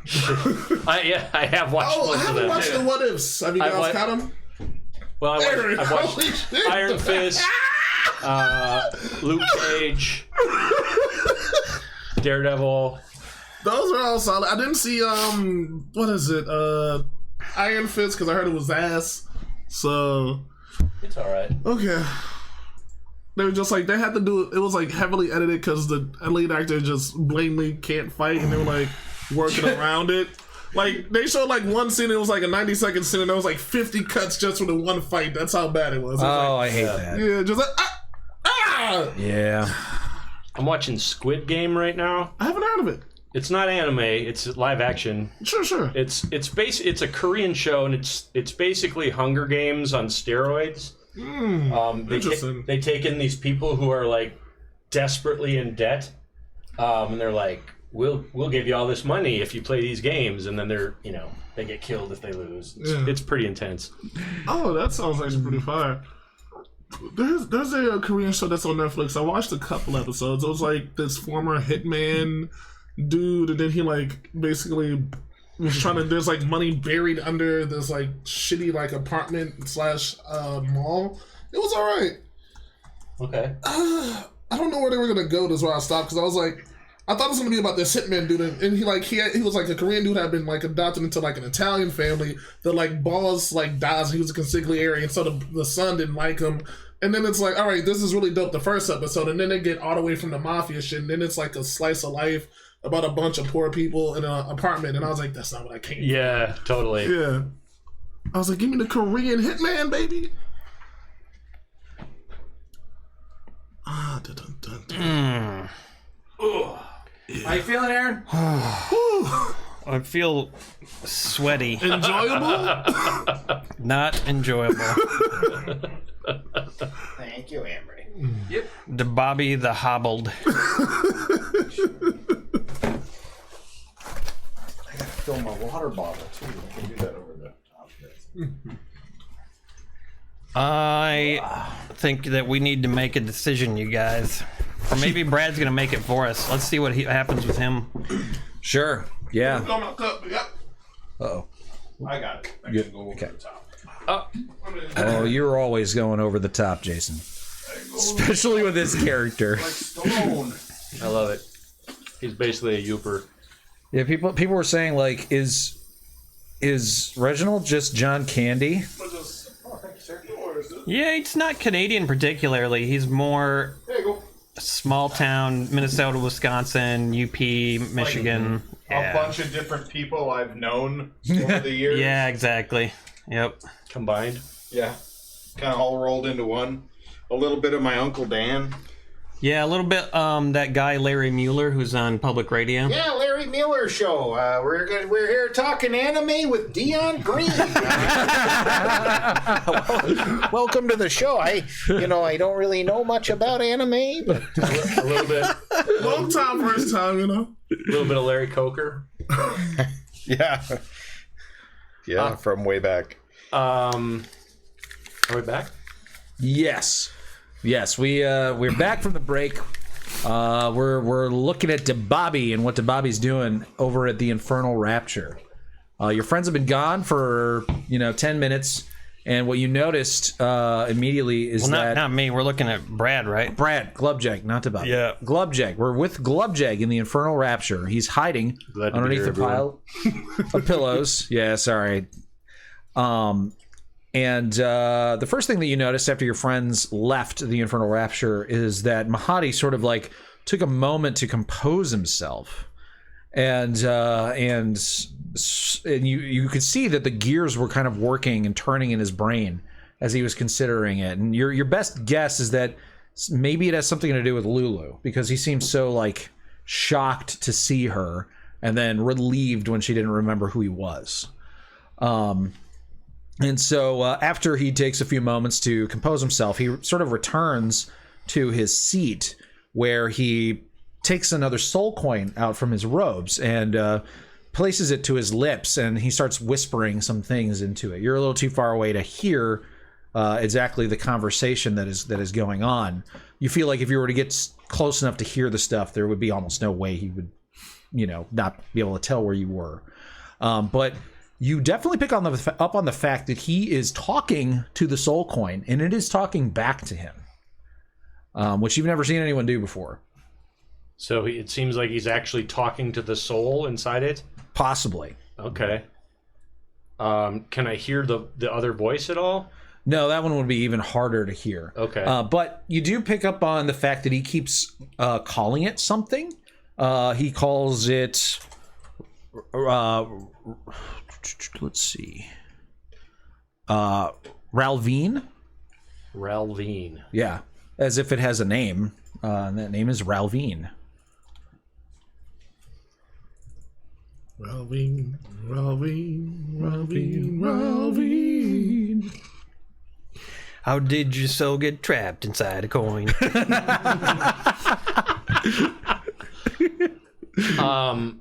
Okay, so my game right here for the moment is just to listen and observe and see what I can pick up. Okay. Are you looking to pick up on any particular things? Like, I'm mostly it's to see what happens if he lets his facade slip when people are gone, and to see if his demeanor changes, and if he says anything about Reginald, or anything about gotcha. Contracts, basically. Okay. Yep. Okay. Sure. Yeah. All right. So one thing you notice right away is that his demeanor does change when he's not when he's not being observed, or believes he's not being observed. He drops the voice. It becomes more of a low, sort of like growly voice, and he even starts to make like when he's happy, like when the soul coin says something kind of like that makes him laugh. He makes an almost purring kind of sound from time to time. Okay. Yeah, but yeah, his voice is noticeably different. So he'll sound like, this is normally how Mahadi sounds when he's talking to someone and trying to impress them. But when he's talking to his soul coin, he might sound like, yeah, like that. Okay. All right. Do I catch any specific like snippets of specifics from that conversation? Let's see here. What could he be talking about? Okay, so he ends up you end up catching a conversation as he sort of like paces back and forth a little bit closer to you. He appears to be talking to the soul coin about changes to his menu. And you even pick up on the fact that whoever this Ralvine is must be someone who's really good at cooking or developing recipes, because Mahadi is literally saying like, things like, well, the Quipper soup or whatever hasn't been as popular lately. I'm thinking about changing it. And what would you suggest? And then, the soul coin whispers something to him, and he's like, we had that last season. Come up with something original, or else I will feed you to a demon engine. Things like that. Okay. So the soul coin doesn't seem to be like okay with this arrangement. It's just sort of also being forced to do what he wants. Okay. But that kind of confirms that he is actually talking to the coin. Yeah. If he's threatening to use it as in a infernal engine or something. Exactly. Okay.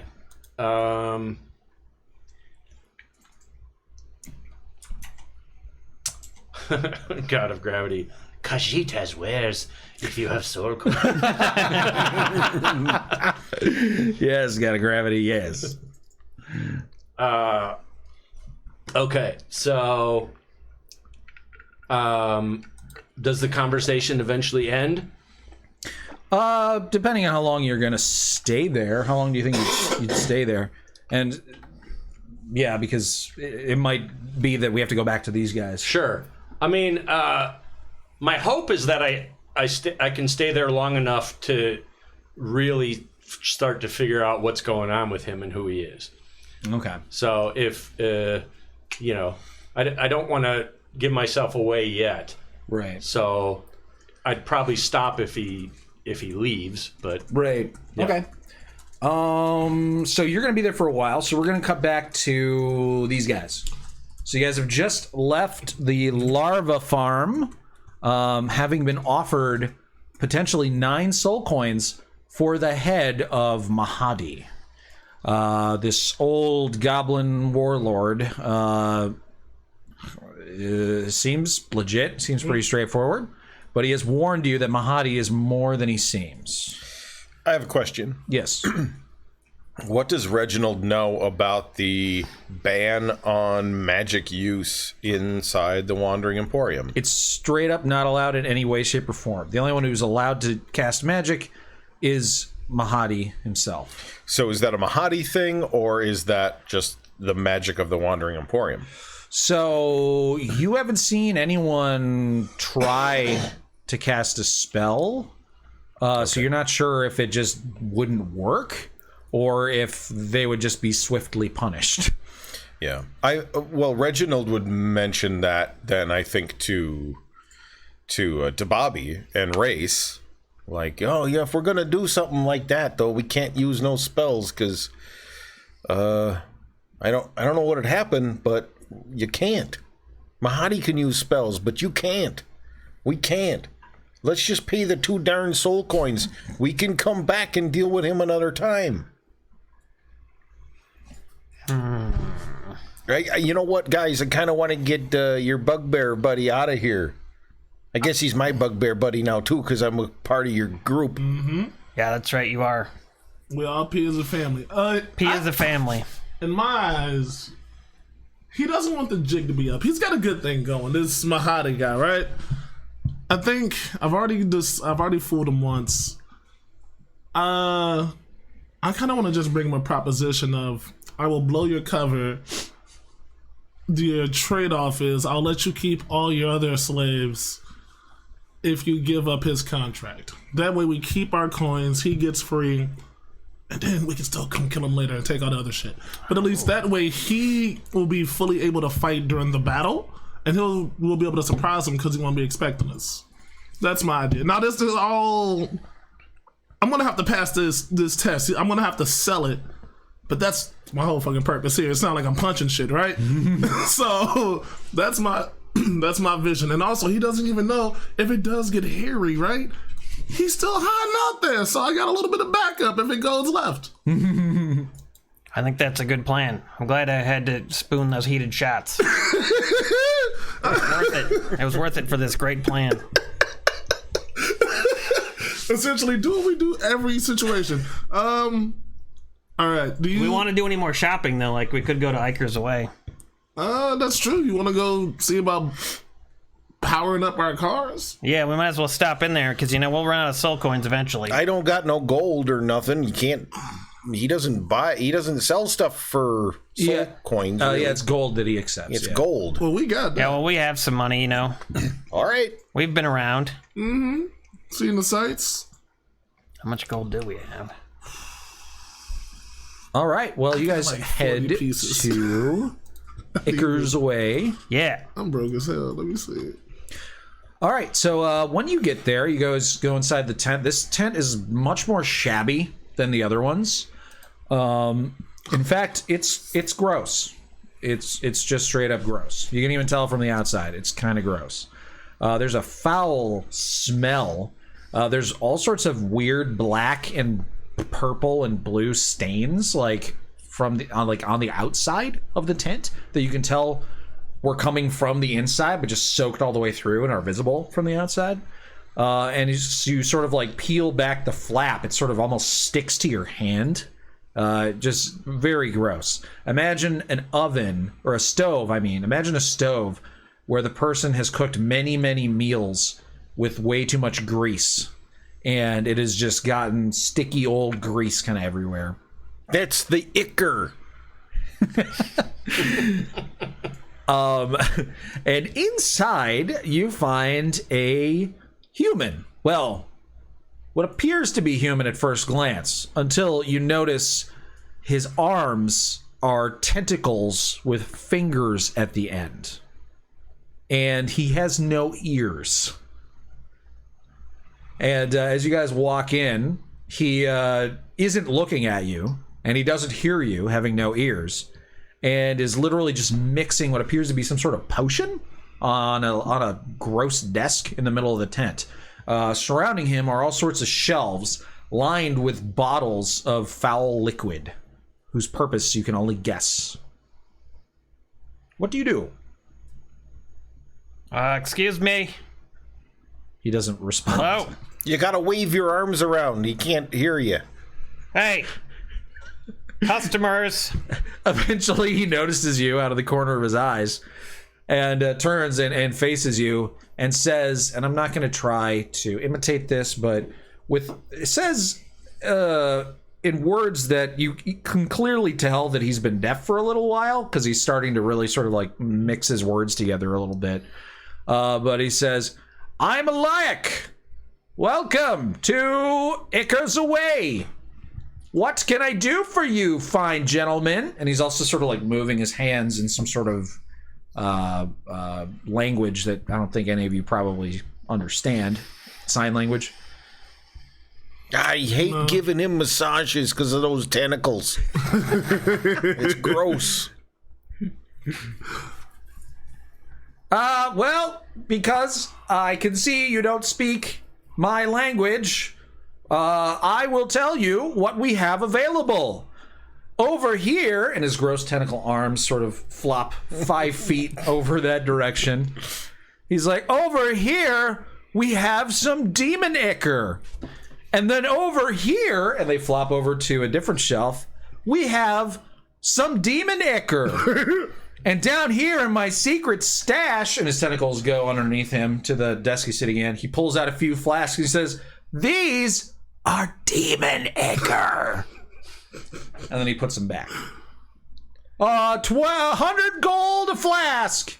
If you have some demon icker to sell me, I'll buy it from you for 25 gold. 100 gold a flask. That's outrageous. These prices are ridiculous. We don't have that much gold. Not at all. I can tell by the fact that you haven't put 100 gold in front of my face that you find my prices to be ridiculous. Well, tough shit. It's the only demon icker in town. So anyway, this is a Layak and this is Icker's Away. So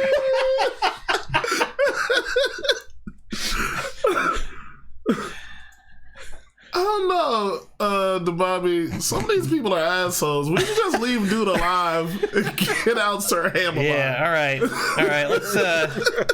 Let's head out. That was good. That was a nice visit, though. That was nice. I feel better knowing about the options here. Perhaps you are not aware of the many uses of demon icker. Let me give you a demonstration.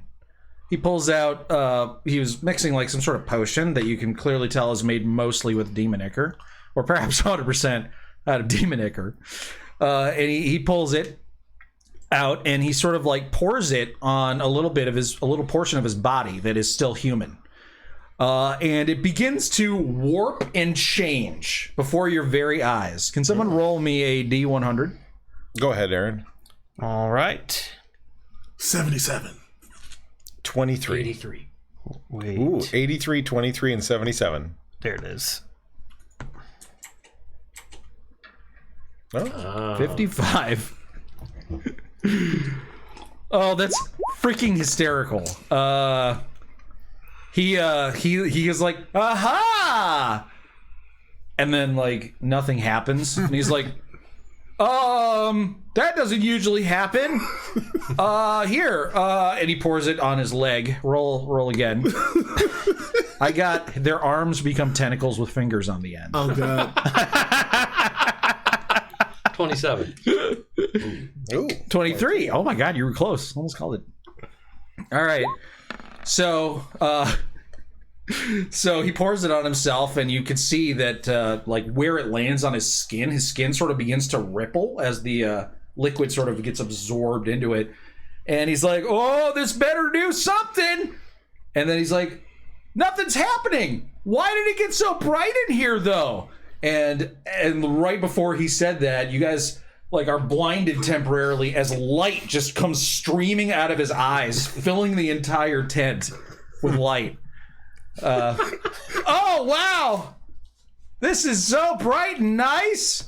All this can be yours for the low price of 100 gold.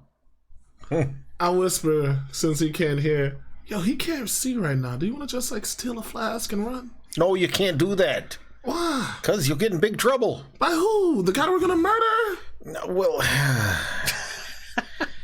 Got you there? yeah, jeez. But we're not going to murder him till next time, so maybe we should wait to steal his ichor. Can we just get me out of here? But we might want to buy one of these. I think Kozlo had some money lying around. These fantastic vials can also be used to poison your enemies. Just coat one of your weapons with it, and if you stab your enemy, they will be turned into a mutant just like me. Oh, that would be pretty fun. That would be actually pretty We should get one of You these. said something about souping up our cars, right? Yeah, can't you tell him about to drive the car with the icker? And I motion like I'm driving a car. You put an icker in. Ah, yes. If you pour a vial of demon icker in your demon and infernal engine, it will give your car a much needed speed boost. I don't know why you'd waste it on such a stupid thing when you can give yourself an extra foot. Best character yet.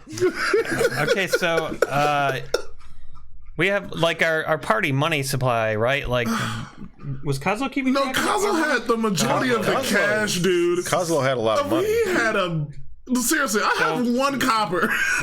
I assume we rifled through all of his clothes. Yeah, you guys have all of his stuff. How much money did you have, Kozlo? Or how much did Kozlo have? I don't have access to his old sheet. Oh! Look at us. We are actually, balling yeah, I do. out of Oh, it's right control. here. Wait, he's got it. He's got it. I found it. I was gonna say, I hope I didn't delete that shit. No, it's in the 60,000 old platinum. 503 gold Oh, and hell yeah. a variety of some other coins. Okay. I want to write this down. There you go. I will also look up exactly what the demon icker does for your infernal Pleasure. For your infernal pleasure. For her infernal pleasure. infernal war machines. Excuse me. I'm sorry. I apologize. Okay. Pouring a flask of demon icker into an infernal war machine's furnace increases the vehicle's speed by 30 feet for 1 minute. While the vehicle speed is increased in this way, roll a d20 at the start of each of the driver's turns. On a 1, the vehicle suffers the furnace rupture result on the mishaps table. Oh. Didn't they use that in Mad Max?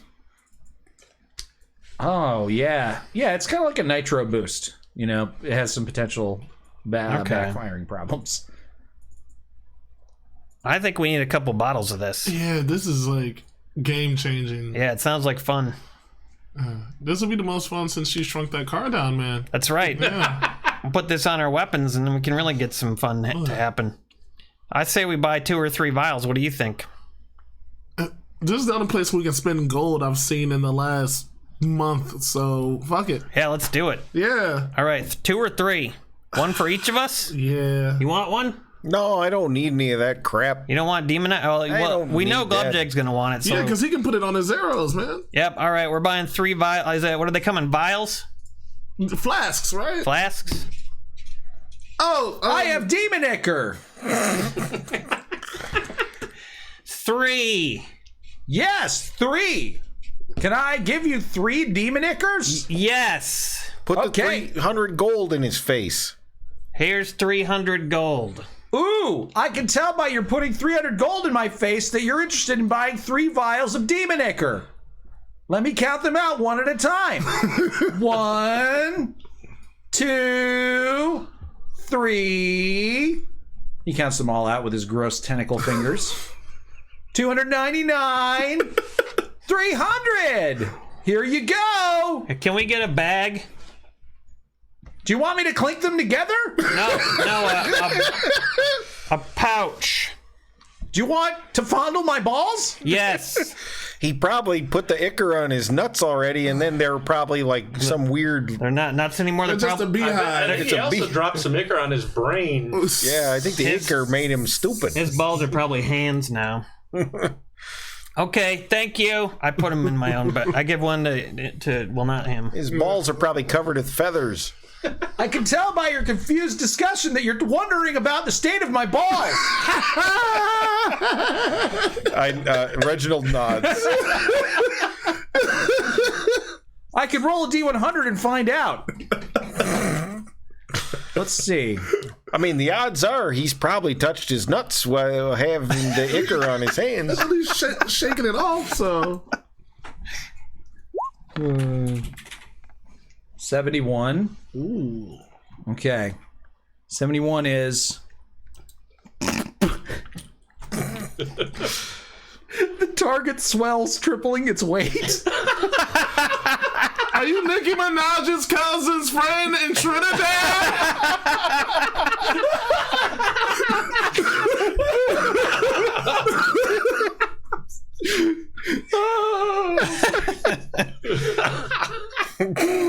Wow. Oh, dang COVID. Wondered what that wheelbarrow was. Oh, my God. Oh, goodness. So he's used to saying this to people that come into his shop because he probably always has to explain the large size of his balls. Yeah, that Just makes everyone's sense. staring. That's why he hides behind his desk most of the time. Oh, man. All right, we take it. We leave. All right. And we can go back to Glubjag, but first, Banana Fish says, "Sweet baby Aaron, that was hard to watch. Have some cold water, and then only when you're ready, a tasty booze. You are most enjoyable." Hey. Thank you, Banana Fish. That will help. That will help me a lot.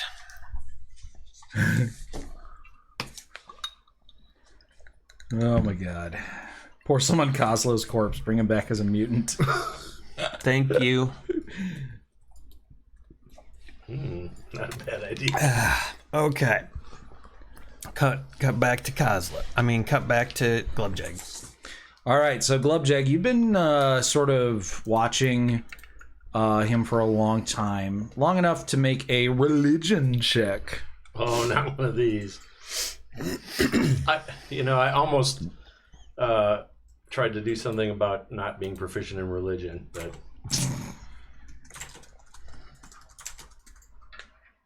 Ooh, okay. Streak's over. All right, so you are able to sort of tell that there's something definitely different about him. It wouldn't surprise you if he's some sort of fiend, but that's really the best that you got. Okay. You're not even sure about that. That's just the gut feeling you got. Okay. If you had rolled insanely high, you might have been able to figure out exactly what kind of fiend he is. Okay. I think Brad the player knows, but... Yeah. Glubjag ain't sure. Okay.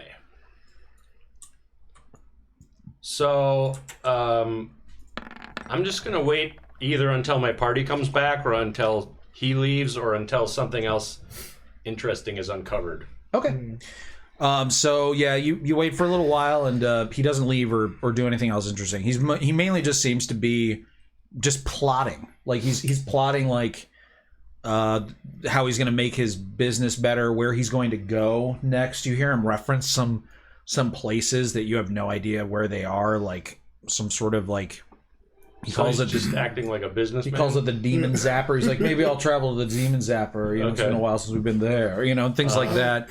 Yeah, he's kind of boring by himself. Right. Well, should we confront him? Or we're heading back. All right. That's So how I walk. you guys walk back into the Infernal Rapture, and Mahadi's like, "Oh, hello, welcome. Have you decided to partake in some of my wonderful meals and spa treatments?" Mahadi, Yes. between me and you, baby, it's time to cut this shit. I know what you're up to here, man. I've been around the world, seen a lot of faces, a bunch of different girls, all different races. So what I'm saying is, All we want is Ham-a-lot over here. You can keep the rest of... I know we know you got it going on, baby. I've seen the way these people walking around like a zombie. I don't want no beef, no problems. We just want him, and not for the cost of 2 soul coins. I ain't trying to mess up your hustle, but I ain't also trying to be a hustled person. I'm usually better with words than that. But how about this? We'll just call it square. You cut up his contract. Everyone else, we don't touch him. I don't know what I have to roll for that. I'm not quite sure I understand what I'm getting out of this deal. You just continue a business where you don't have anyone trying to stop your business. Oh, I see. So this is something of a threat. Not a threat. It's just you are a person who likes things to run smoothly. That's why you keep this facade up. I do. We just want to rock with him, and we're not going to give up our soul coins because then we can't move around. And I've heard whispers in the wind that not everyone here is happy with it, and they're looking for someone to free them. I ain't going to say no names. You can't get it out of me. We don't snitch in the halfling world. But what I can tell you is I'm maybe willing to trade some information to get him out of his station. Ooh, now here's what I like to hear. The trading of information. Information can be quite valuable. Not as valuable, perhaps, as my sweet Reginald, but depending on the information, perhaps. Now, there was something that you said that struck me as being possibly untrue. Although, whether you intended to lie to me is still up for questioning, but you said that you do not want anything except for my sweet Reginald. But I believe you're wrong about that. I think there is something else that you want. Well, actually, I was hoping to have a really tasty pudding, but you don't serve that, so... I can procure pudding. Oh, you can? I can. Put that on the menu? I can get anything you like. It will cost you a bit more, 5 soul coins, for me to track down and get exactly what you like. But I promise you, anything you want. Well, if you have pudding the next time I come around here, I might consider it. Well, I can offer you something better than pudding, believe it or not. Oh, really? I can offer you your friend's life. Your burnt friend? I don't remember. I don't believe I caught his name. Wait a second. Coslow? Coslow, yes. The one who's in a bucket. Yes. Weighing not more than 15 pounds. That's very important, yes. I can bring him back to life. Say what now? I can. It is within my powers to bring your friend back to life exactly as you knew him before. I'm sure it is, but then, you'd probably want, 700,000 soul coins or something. I would just want someone's soul. Perhaps my sweet Reginald, if he'd be willing to make that deal. I'm not in favor of it.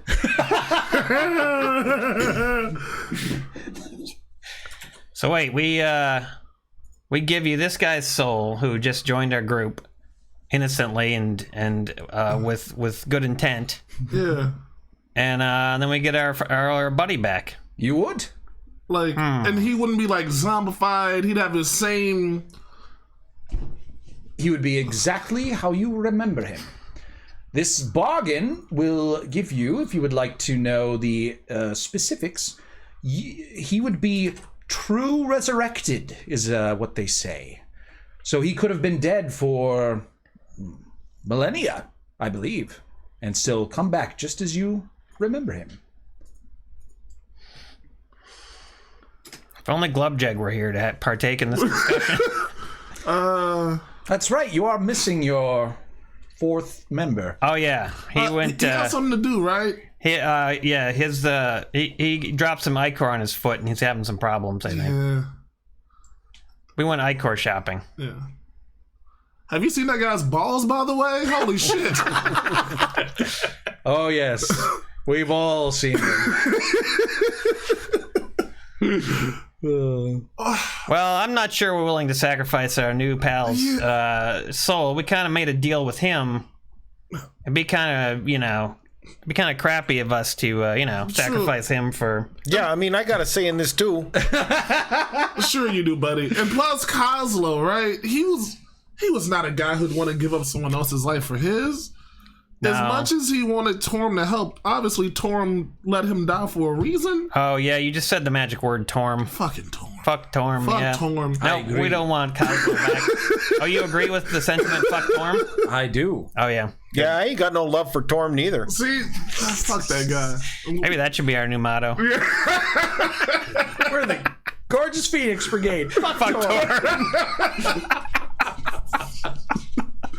Oh, shit. Oh.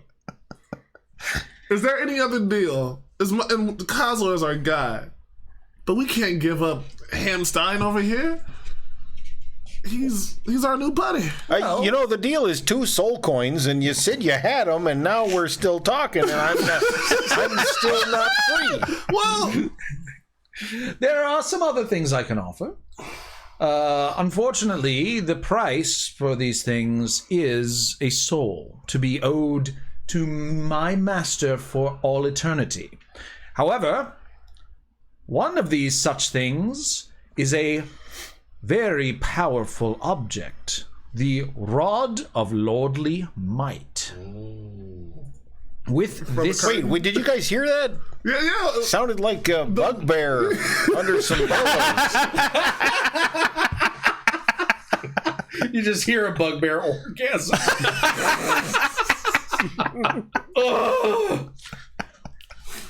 But yeah, in case you guys... Actually, everybody can make a history or arcana check. Or a religion check. Dealer's choice. All of those are low for me, so... Okay. We'll go with your best one, which is all of them equally as bad.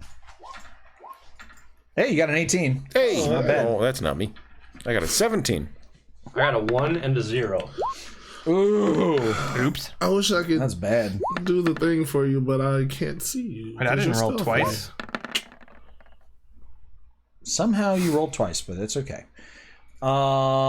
Race, you only got an 18. I don't think that's enough. I don't think any of you guys know what a Rod of Lordly Might does.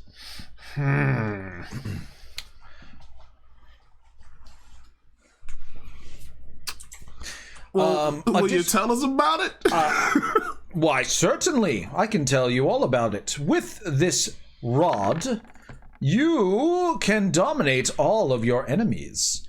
It not only functions as a magical mace that gives a +3 to attack rolls and damage, but also it has several different buttons. Here, I have a diagram, and he pulls out like a picture. I'm just going to show that to players so you guys can see everything about it. First of all, that's what it looks like. Super cool. Oh. Ooh, yeah. Yeah, just look at that shit. +3 mace. You can press one of 6 buttons as a bonus action. These buttons last until you press the button again or press a different button. One of them turns it into a flame tongue weapon, so it does 2d6 fire damage in addition to its normal stuff.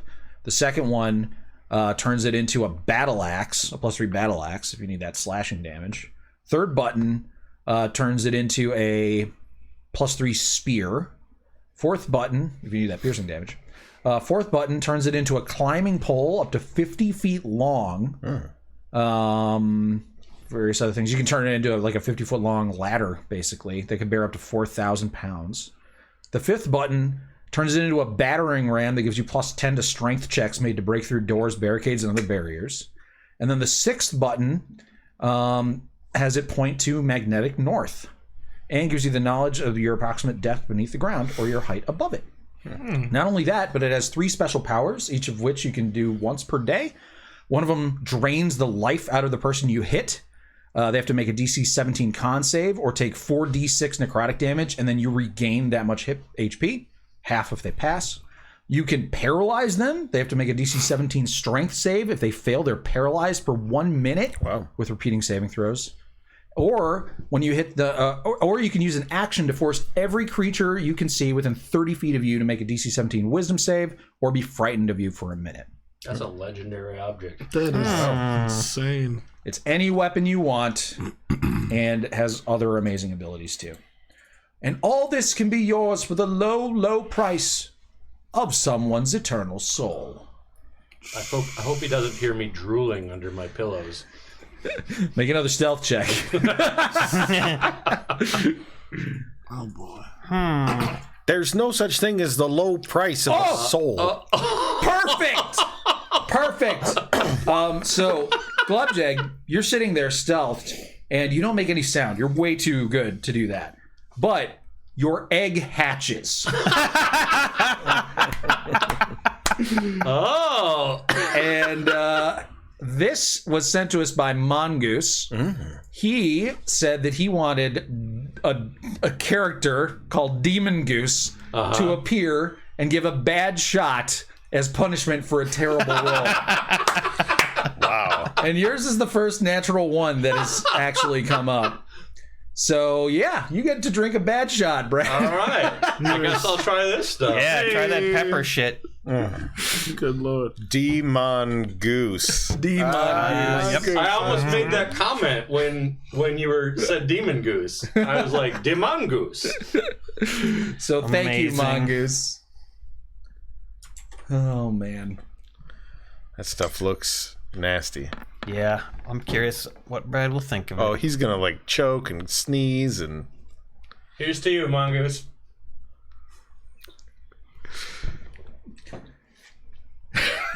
Holy shit! Look at his face. Whoa! Yep. It's like sweet and hot. Yep. The best of both worlds. Ooh, No, the worst. that does not go together. He sent it up for 2 shots, so beware the next person to roll a natural 1. All right. Shit. I better. Lucky he didn't take your second roll there. I don't think Dean's gonna have to worry about that ever. He can always re-roll. He actually could have made you re-roll it, but he couldn't see you. That's true. Oh yeah. Well, I'm still stealthed, so that's right. Oh shit. Oh.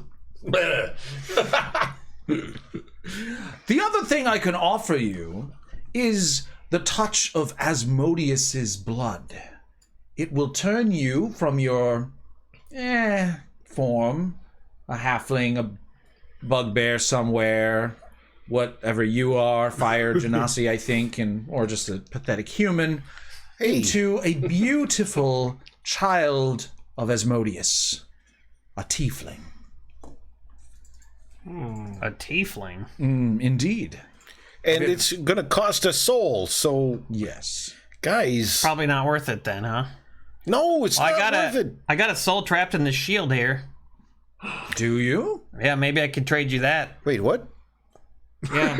In this shield, there's this demon or something. Are you willing to part with that shield? It's something to think about. Unfortunately, the contracts, these that I offer you now, are non-negotiable. However, the one with my sweet, sweet Reginald, that one is negotiable. So you would take the shield for this guy? I believe I would, yes. How do you feel about that shield? Don't do it. Don't do it. Why, you don't like him? I can be much more. I can be of much more assistance to you than to him. Yeah, I got to agree with you there. You need to free me. Well, That was the deal we made. yeah, that's true. We did make a deal, and I don't want to go back on that. What would happen if I did, though? We could get you to sign something that would negate the deal, perhaps. We can make a different deal if you wish. Oh, I don't want to make a different deal. I'd rather just have amazing flame balls that shoot out of my shield. Well, then don't give me to this guy. I'm not planning on it. Good. It's just I'm weighing options. Any sort of businessman who's worth his salt weighs options. And any sort of businessman that's worth his demon icker weighs balls. Nice. Fuck Torm. Fuck Torm. Can we just get back to what it's really about, man? Well, I will say this. We're not going to give him up, right? And we're not going to give him up. We're not. Sorry, we're not. You are a part of the team. I'm so right sorry. here. I keep talking about you as if you're an option and you matter, man. So we're not going to give him up. And we're not going to give ourselves up.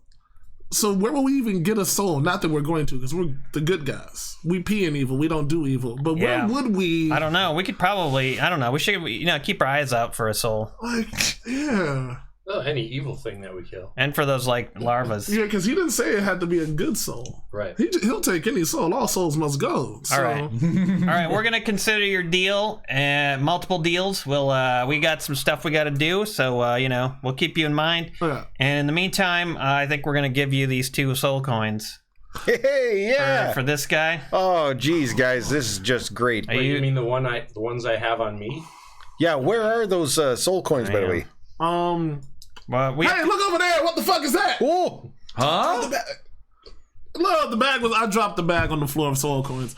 Ooh, that was almost bad. Are we doing? We're paying to free him. For real? that's what you said you're gonna do. You are. I don't see why we shouldn't. We can get 7 of these if we just go find one of those stupid grubs. That's true. I'm just worried about You know what? I'll just make a fucking flying vehicle. Here's 2 soul coins. We got the demon eye core, but that'll take care of our vehicles. That's true. Oh no, that boosts them. That's not gas. The gas is the soul coins. Oh, This is all our gas. This is all our gas, and we need 1 for each vehicle. But it's okay. We'll find skeletons. I walked around down here quite a bit, so I can say you can walk around a bit. It's a bit dangerous, but Yeah, actually, our friend Kozlo got killed in the back of one of those vehicles. That's true. They are pretty dangerous. Yeah. That would have been a way more dangerous scene if you didn't have one of those. Oh yeah, just running. Yeah. I'm gonna stand up. Okay. Oh, hello. Oh, did you fall asleep again? Yeah. We warned you about that. I have silly narcolepsy. bugbear. Listen, he's a fiend of some kind. He's got prehensile toes. How dare you accuse me of such ridiculousness? I just want to throw this in there. We've been very, very successful at helping Lulu get her memories back. Which seemed to be something that you were concerned about. I don't know what you're talking about. Her memories keep coming back, that's all I'm gonna say. Okay. So what am I to do with this new information? How about you let him go? Okay. Yeah, let me go. How about this? You guys give me the 2 soul coins, and there was this other deal that you proposed that was interesting about the information. We still have information. Okay. Well, what kind of information? I'm not gonna give it to you just straight up. That's a bad deal. And I've been working a long time, like you said before. I've been working quite a while, so it shouldn't be 2 whole soul coins. No, it should be like a soul coin. Should be 1 soul coin and a little bit of information. Yeah, I'll give you half a piece of information and 1 soul coin. What's 1 soul coin gonna be worth to us? We can power 2 1 vehicle.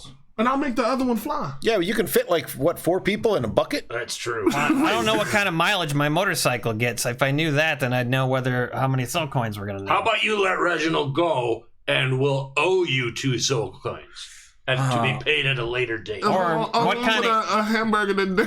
What kind of information are you looking for? Yeah, exactly? I already tried that too. I don't know. You seem pretty convinced that it would be worthwhile information to me. What does it pertain? Just give me a hint, just a taste. All right, how else should I say this? Yes. I just want to make it juicy, but I ain't trying to give up the goat. The potential for your charade to come tumbling down is at hand. And that's not a threat from me. But that's all the information I'm willing to give for free. Bars! That is so. What you're saying is that someone, not you, is threatening me. Well, remember how we said when you saw Lulu, you got a little shook in your pants? I'm not even saying it's Lulu, but if you don't want her to come back, and because she rolls with us, if her memories come back and you guys had a previous problem, it doesn't sound like it's going to be too good. What if we can guarantee you'll never see us again? And you'll never have to even worry about running into Lulu, who, for some reason, she makes you a little nervous. She's a sweet old lady, Horse Hierophant. All right. Well, I suppose we could make something of a deal then.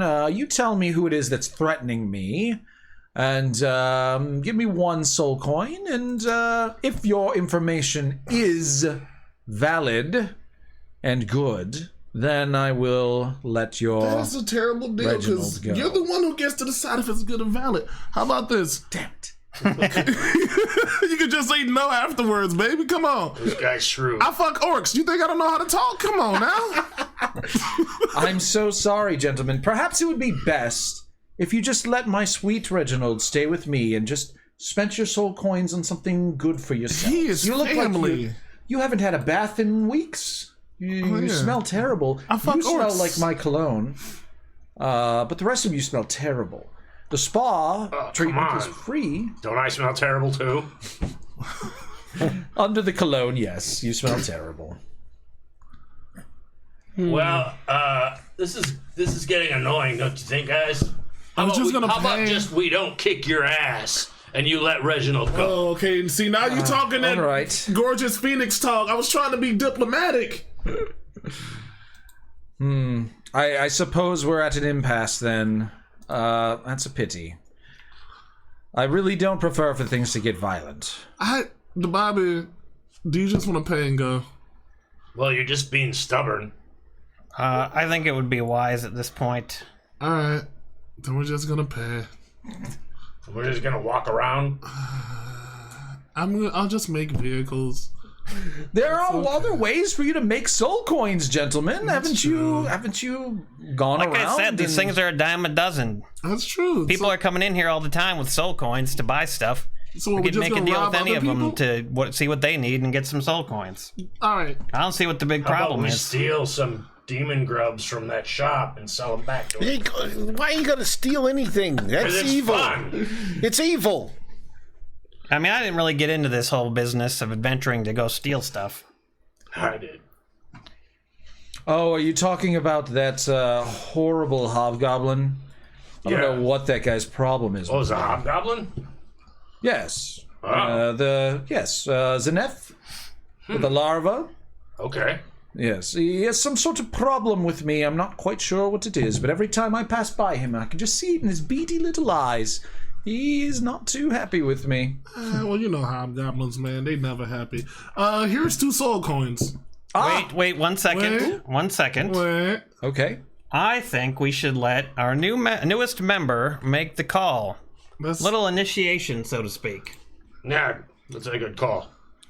Here's the 2 soul coins. You decide what the price of your freedom is. Should we give him these coins or kill him?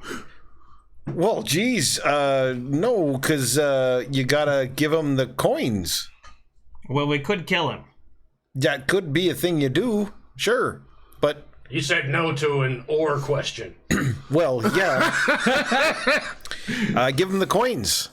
All right. then. He takes the coins and he sighs and he's like, "Very well then, my precious sweet Sir You can Reginald." stop fucking calling me sweet now, because you don't own me anymore. Wow, I thought we had grown closer over your many moons with me. We haven't. Yeah, why don't you just make sweet love to Ralvine? Ralvine?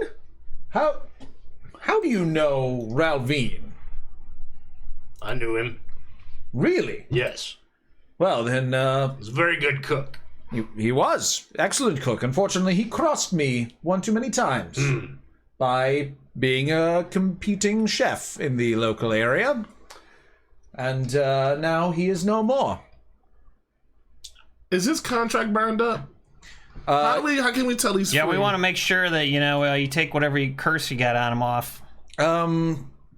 Call me an imbecile. You're an imbecile. His head didn't did it. explode. He's good. Hey, look at that. Hey, do you want to call him some other stuff? I do, but I kind of want to get out of here. Okay. All right. Well, we're going to head out now. Great. All right. It was great doing business with you, sort of. We're gonna maybe do some more shopping. Blah. It was a pleasure doing business with you. Yeah. And if you ever would like a nice hot meal, a bath, you know where to find me. Yeah, like I said, that pudding would be good, Pudding, come back in a fortnight and I'll have some pudding for you. Perhaps a night with a succubus with no strings attached. That's a pretty popular one. That sounds all right. We're going to be flush with soul coins pretty soon. Yeah. Well, I hope you don't regret not making the deal that we never come back.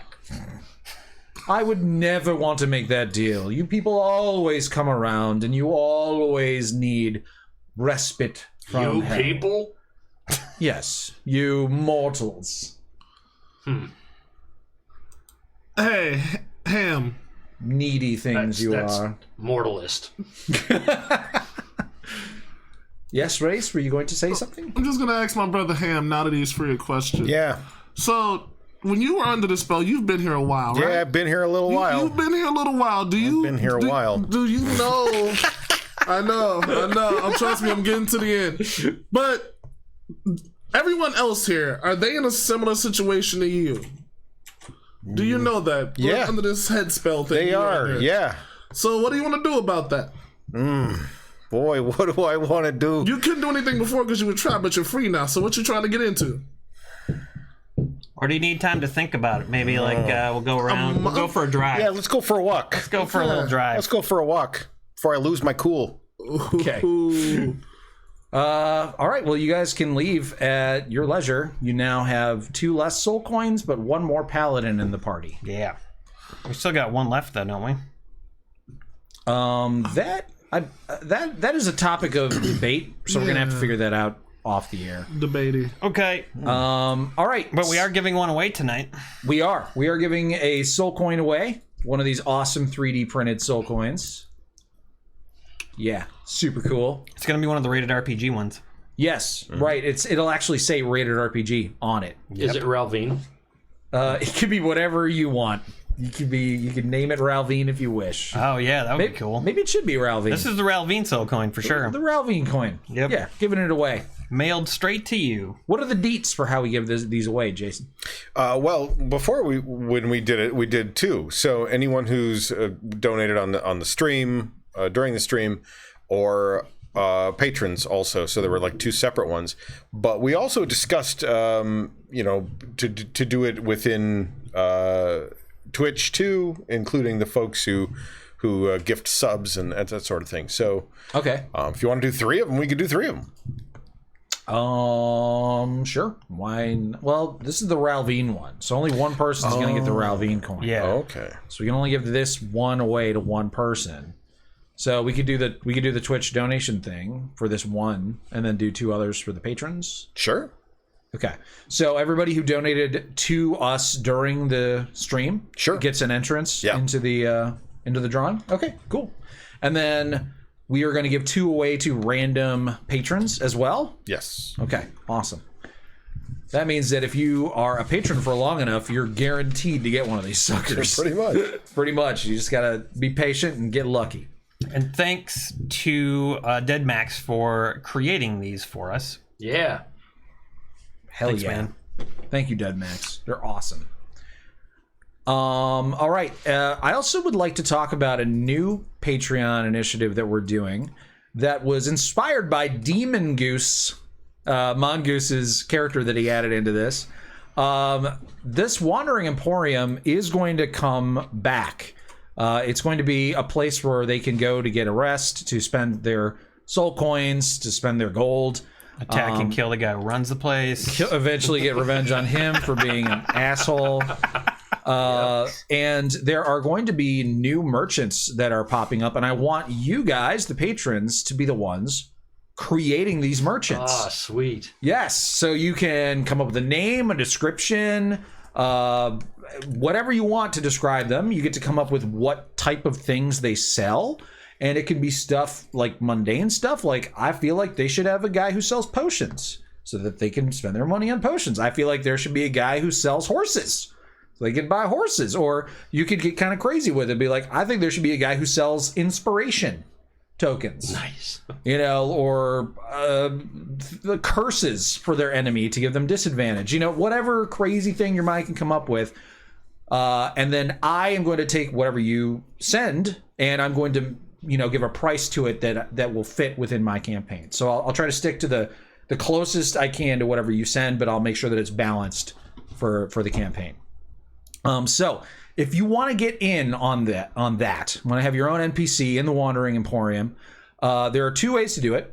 One way is we are going to be doing a random drawing, and for every $5 that you are a patron for, so if you're a $5 patron, you get 1 entry. If you're a $10 patron, 2, 15, 3, you're going to get that many entries into the drawing, which we're going to do before next month. We're not going to do it like right now to give people time to become patrons. Yeah, we just got Banana Fish just became a patron, so Nice. like tonight. So we want to make sure that if someone wants to join up, we'll do it. We can say we'll do it before our next session. We get those out there. We're going to do that drawing before next session. So if you want to have a chance to get randomly, make sure you're a patron before then. Alternatively, if you just have cash burning a hole in your pocket right now, you can also send us $100 once and guaranteed get an NPC in the Wandering Emporium. But there's only going to be 1 spot for the random, but there's essentially unlimited spots for the $100 NPCs. So there you go. Get creative with it, guys. I want something crazy like that demon goose. Or like the guy with tentacle arms, 3-pound nuts or whatever. Oh, I can't wait to use that stuff. Yeah. All right, so anyone who gifted subs tonight or donated for shots is going to get entered. And what is the amount? Well, like we're doing on Patreon is for the month, so it's like everyone who is a $5 a month patron gets 1 entry in the drawing, and then if the $15 a month patrons get 3. Okay, so it's every $5. Yeah. Right. Yeah. And then there was one other. And because there's math involved and very well. sorting them all out, do we want to do this tonight, or do we want to give ourselves like a day to pull all the info so that we're probably going to want to wait a little bit. Yeah. I want to make sure because I want to make sure everybody's included. Yeah.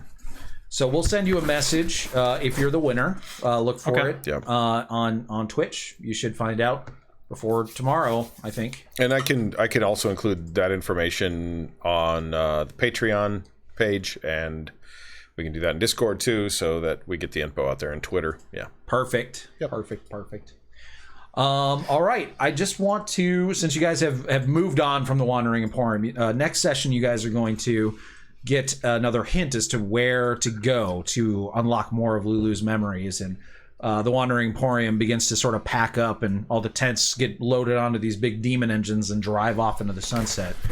But one of the ways you could have done this is by telling Mahadi that Hobgoblin wants him dead, and then he would have helped you trick the Hobgoblin into believing that he's dead. So that you could have gotten the soul coins from the goblin, and then he would have just taken some of them as payment. But you guys were so unwilling to divulge that information that it was hard to get that going. But there was always the possibility you could just pay with the 2 you have. You also could have robbed the Hobgoblin, theoretically. Also, Hamstone was really close to starting some shit right after he got freed. Yeah. Like, I was really close to I was really close to throwing some Paladin shit on him. It's probably a good thing you didn't, because he is pretty powerful. Yeah. And I didn't know the status of the spell thing. Hamstone wouldn't have known it either. So, making that call, like, let's save this for the greater evil. You know? Yeah. Yeah. Yeah, this guy can cast Force Cage. That's a 7th level spell. I knew it was tough, but Neat. I was almost willing to risk it. Yeah, it was. Aren't we always too? Yeah, really- here's the thing though. It's a Thursday night. If we'd attacked him, one of us would have died. That's true. Good point. Yeah. Last time we played on a Thursday, Yeah, Castle I was died. like, you know what? If we lose 2 soul coins but keep us alive, I think that's Yeah. going to be a better deal. yeah, I was really close to using Abjure Enemy on him. yeah. Very close. Ooh. Glad I didn't. What's But funny is I realized eventually Reginald would have probably detected evil, Yeah. and you would have detected that he is a fiend. However, part of your Gesh spell, Gesh. spell, part of the Gesh spell that he cast on you is that you can't divulge that he is a fiend. right. So even though you would have been able to detect that he was with your paladin powers, you wouldn't have been able to say anything. No. I was And thinking about casting Detect Magic on him. Yeah, well, casting a spell here too. that would have been bad. You don't know what would have happened. I don't know if I was aware of that, though. Didn't that come out when I wasn't there? Oh yeah, maybe. Yeah, I think you might be right. Oh gosh. All right. Well, thanks guys for playing here, and the introduction of Reginald was a smashing success. I hope so. Smash it. There wasn't any combat in this episode, but there was certainly a lot of role playing. We had some good moments. We had some moments that are probably going to get cut down a little bit in editing, or a lot of it. We'll see. But next session, I promise there will be plenty of demon bashing and devil smashing and pissing in the mouth of evil. Sweet. Yes. You guys are going to have to make a choice. The path of devils or the path of demons. Interesting. Oh. Yes. That's a good foreshadowing.